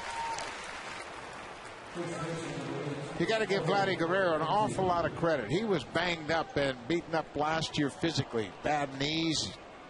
He worked hard in the offseason, and we saw him right out of the chute opening series against the Blue Jays, and you could tell there was a little extra quickness in his bat. Yeah, pelting line drives all around Arlington when we were down there. If you don't have your legs underneath you as a hitter, you don't have much juice in your swing. Guerrero always looks like he's in pain when he's running, but not when he's swinging the bat.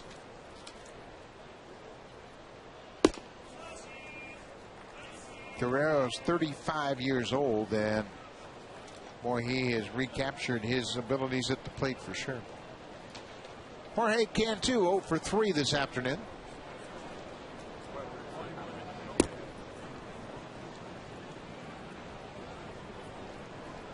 Cantu had a stretch right at the end of August when they played him against left-handed pitching. You mentioned that he has had some trouble driving in runs for Texas since they acquired him from Florida. 5 straight starts against left-handed pitching, went 2 for 17. And it's been about a month and a half now since he has driven in a run. He doesn't have an RBI since he joined the Rangers. 60 at bats. It's hard to believe because he put together a great year last year.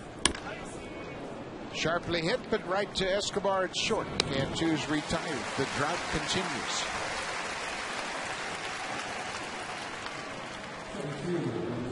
Cantu was the first Tampa Bay Ray to drive in 100 runs. He had 117 runs for Tampa Bay a few years ago. You can see his frustration mounts. 2 down now with Guerrero at second. David Murphy.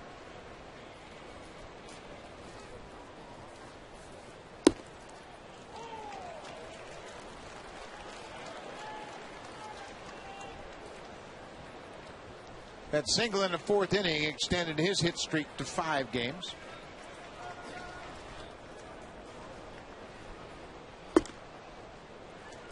Ball on the strike. Texas has had problems with the Blue Jays all season long. Started this game, they had lost 5 of the 6 games played.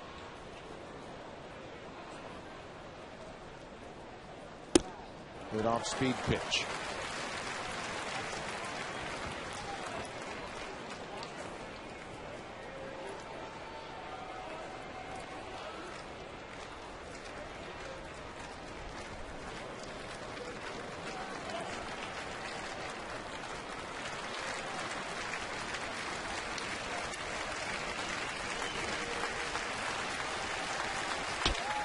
Little looper into center field, but Vernon Wells will make the catch. Another Ranger base runner stranded. Sean Kemp has a good inning.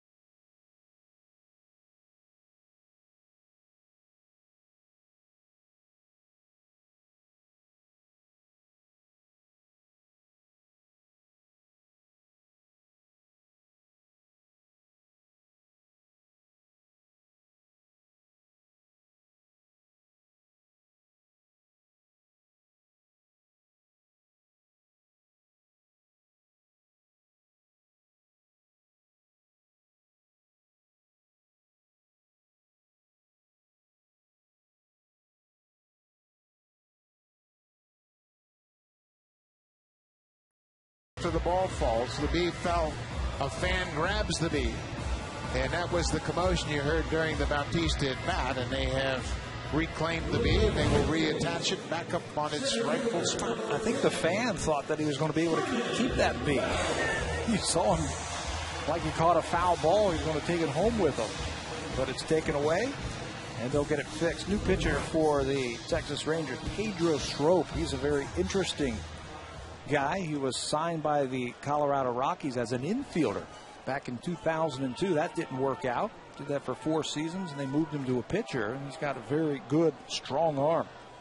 5th stint with the Rangers this season. And there you see the velocity. 96 with the fastball. Pitched a scoreless 8th inning on Saturday at Minnesota.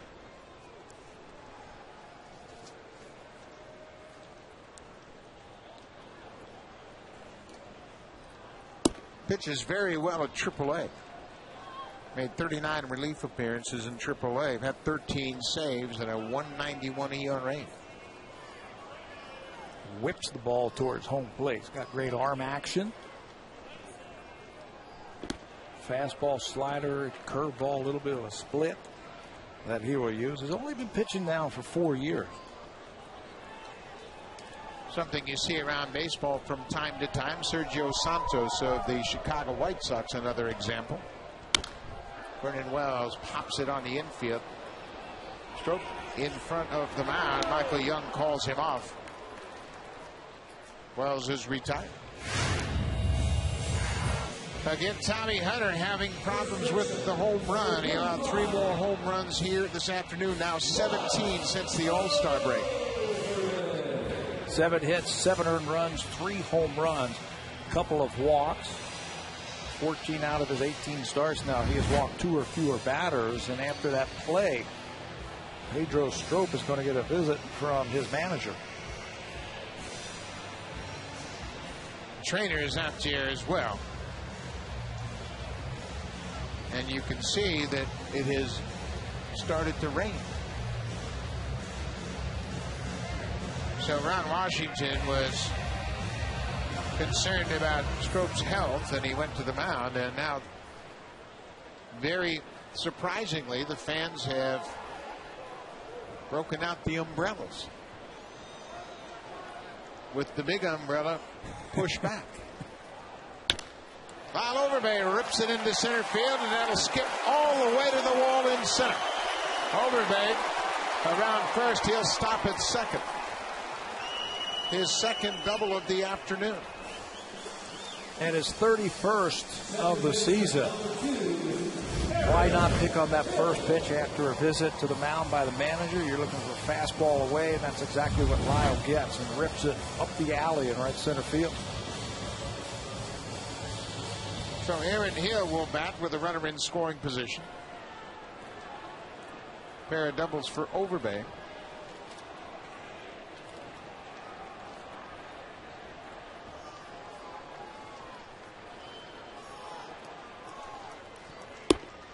And breaking ball missed off plate. You've got to believe Hill is going to discount anything but the heater in this at bat. At least till he gets to 2 strikes. I am looking number 1 right here. Fastball off the end of the bat. Murphy got a late break. Gets in front of him for a base hit. Overbay jogs to third.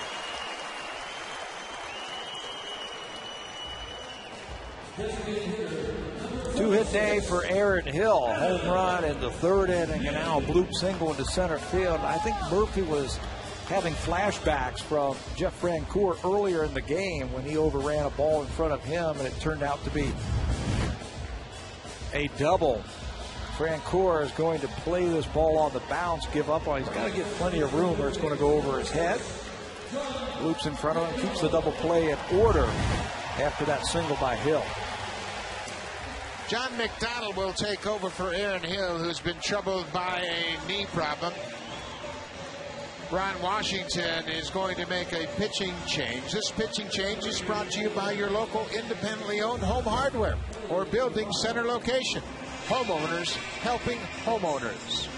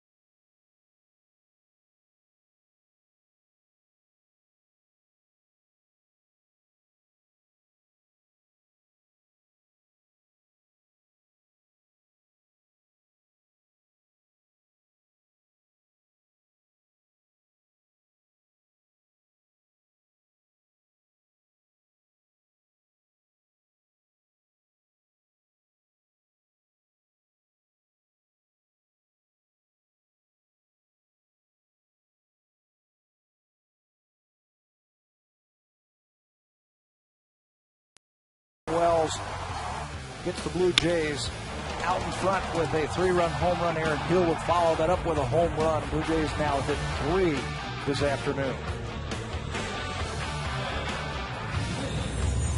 Visit BlueJays.com/Burger King to register for a chance to win prizes with the Burger King Super Fan Contest.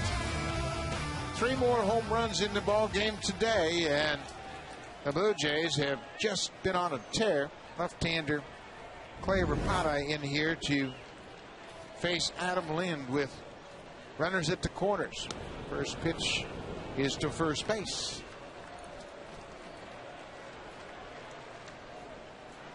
Had his contract purchased from Oklahoma City just on Friday. Left-hander comes from down under, making it tough for the lefties to pick up the ball. John McDonald, the pinch runner at first base. We'd mentioned Aaron Hill has been plagued by some knee problems, so McDonald will take over for him. Johnny Mac saying, hey, I'm not a base stealer. I think he just wanted to show off his 2 moves. They were pretty good. The quick step-off move that we see from Scott Downs.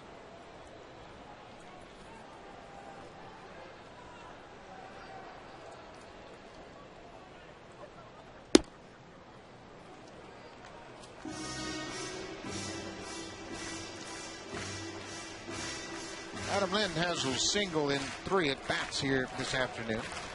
He has not faced Rapata.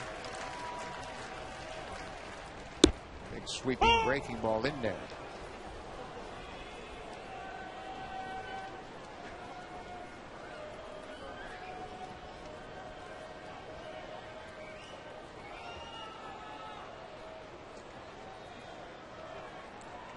Another throw to first base.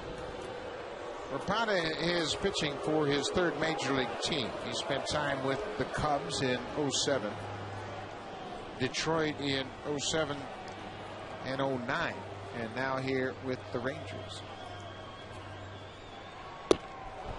Then goes down swinging. Big breaking ball from Rapata. You can see why he is so tough on the left-handers. He doesn't really show the ball that much. He drops down. Has that sweeping action on his slider. Batters hit just 158 against him in the minor leagues this year.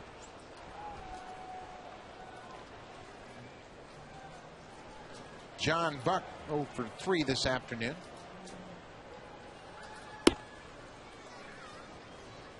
Pretty good velocity from a side armor. Generally, you see them pitch just in the low 80s, but he threw that last fastball pretty well.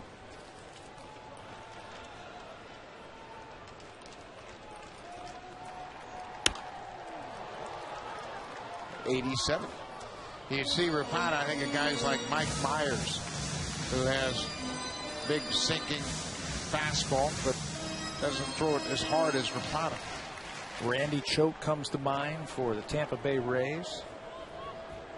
He averaged over a strikeout an inning down in the minors this year. Big floating breaking ball in there. Guy you and I would have faced in the past, Bill Shear of the White Sox, had that big slow breaking ball and sinking fastball from the side.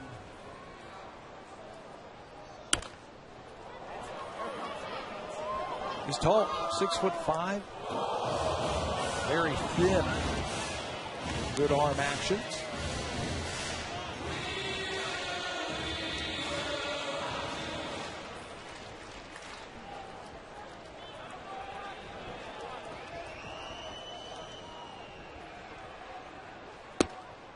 Two and two.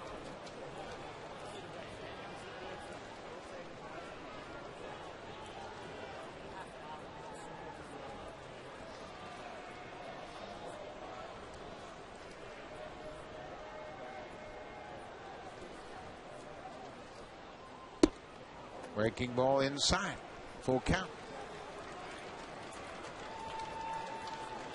John McDonald at first base will be off on the pitch, while Overbay will hold his ground at third. He'll play behind McDonald. Full count. Fouled back out of play. Blue Jays have just 9 hits this afternoon, but 3 of them have left the ballpark, contributing to their 7 runs. 6 of the 7 runs have scored on home runs. Just 4 singles this afternoon for Toronto. Buck goes down swinging. Rapata comes out of the bullpen and strikes out Chu to end the threat. Rangers will bat in the 9th inning. Brian Talent will come on to try to close it out.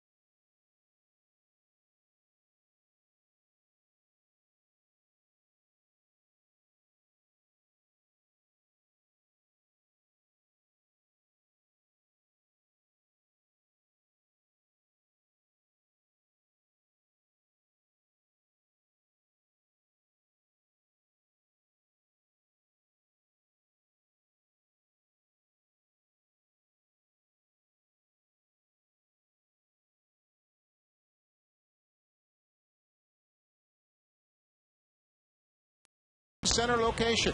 Homeowners helping homeowners. 28th time this year that we have seen Brian Talent in the game for the Blue Jays. Pitched 3 days ago. Trying to pitch a little bit better here. 3 innings, 4 hits, 2 earned runs against the New York Yankees. Talent comes in, face the bottom of the order. As he comes out of the bullpen to finish this one off. Lefties hitting just 169 against Brian this season. John McDonald, who pinch ran for Arid Hill last inning, stays in the ball game to play second base.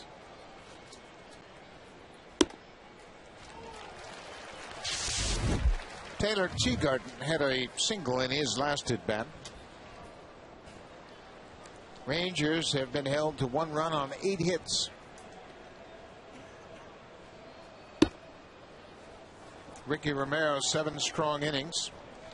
Sean Camp came up and pitched the 8th, gave up a leadoff double to Vladdy Guerrero, but left him right there at second base.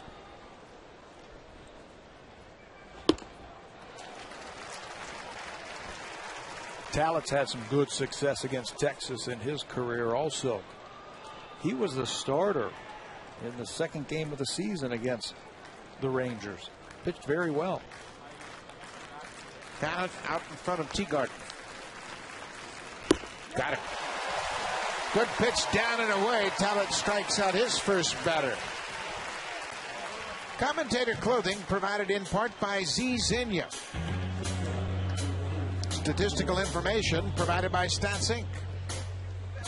Music provided by Universal Canada. 1 out in the 9th inning.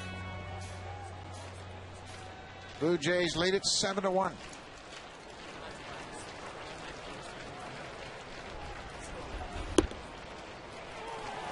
First pitch strike from Talent.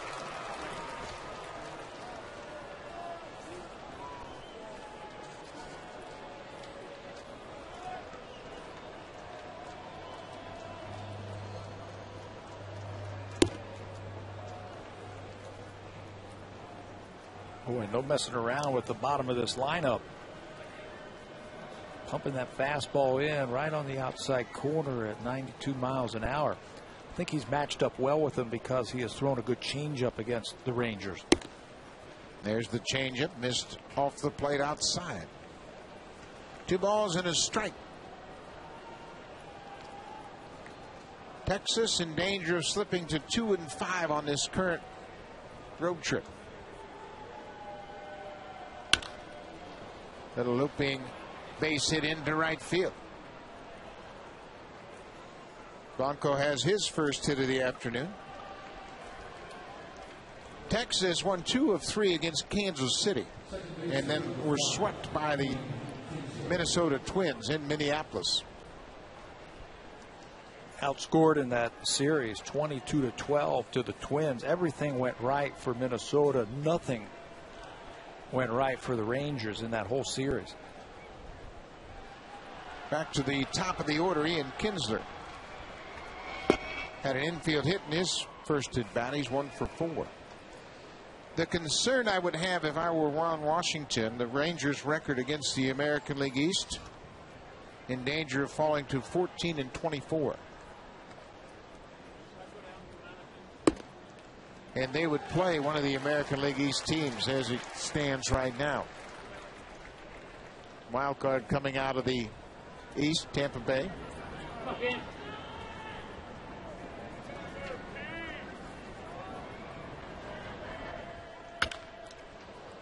Fly ball into right field. Wise is there, but there are 2 outs. If everything ended today with everybody's lineup for the way that they have, where they are in the standings, Texas would actually play the New York Yankees in the first round.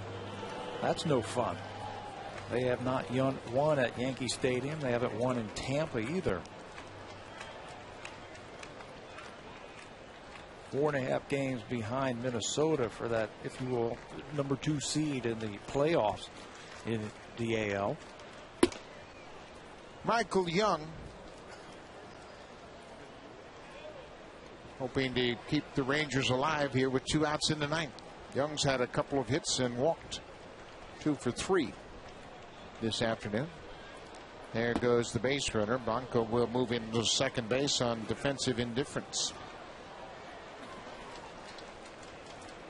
So Talent now will work with 2 outs and a runner at second base.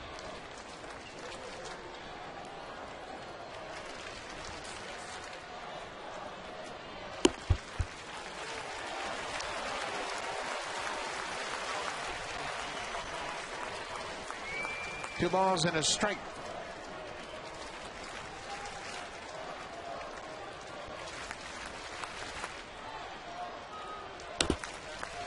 Two and two.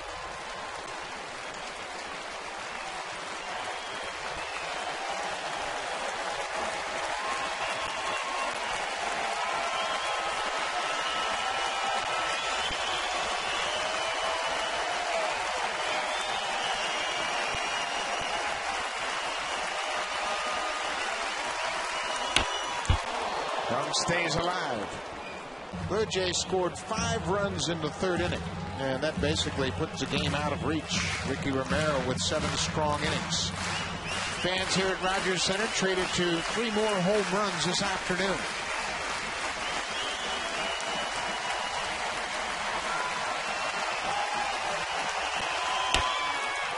A looper into center. Vernon Wells on the run, not going to be able to make the play. Blanco comes in to score, throw to second base, and Young is in there. Michael Young drives in the second Ranger run of the afternoon. And another 3-hit game for Michael Young. Really no chance for Vernon Wells to get this. I think he wanted to try and get his buddy to end the ball game. Michael Young is such a tough customer at that plate. He's got great plate coverage. He doesn't give in, and hit a pretty good pitch from Talent out into center field for an RBI double.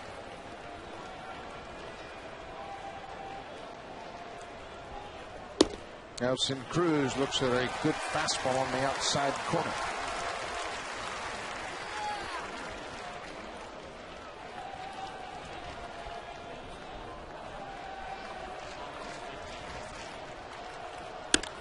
Little looper in the center. This is trouble. Vernon Wells gets there in time to make the catch. Rangers score a run in the 9th, but Ryan Talent closes them out. Vernon Wells with good speed makes the final play. 3 more home runs today. Junel Escobar hits his 4th of the season. Wells and Hill add home runs. Overbay with a couple of doubles. Good hitting today against Texas. Yeah, against Tommy Hunter, who finally found it. Hitting was spectacular, but I think this game was about Ricky Romero and the way that he came out.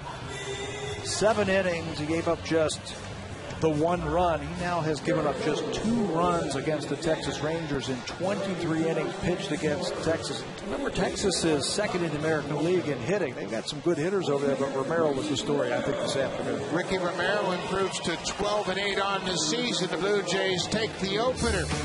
Stay tuned for Connected. We'll be back here at Rogers Center tomorrow night.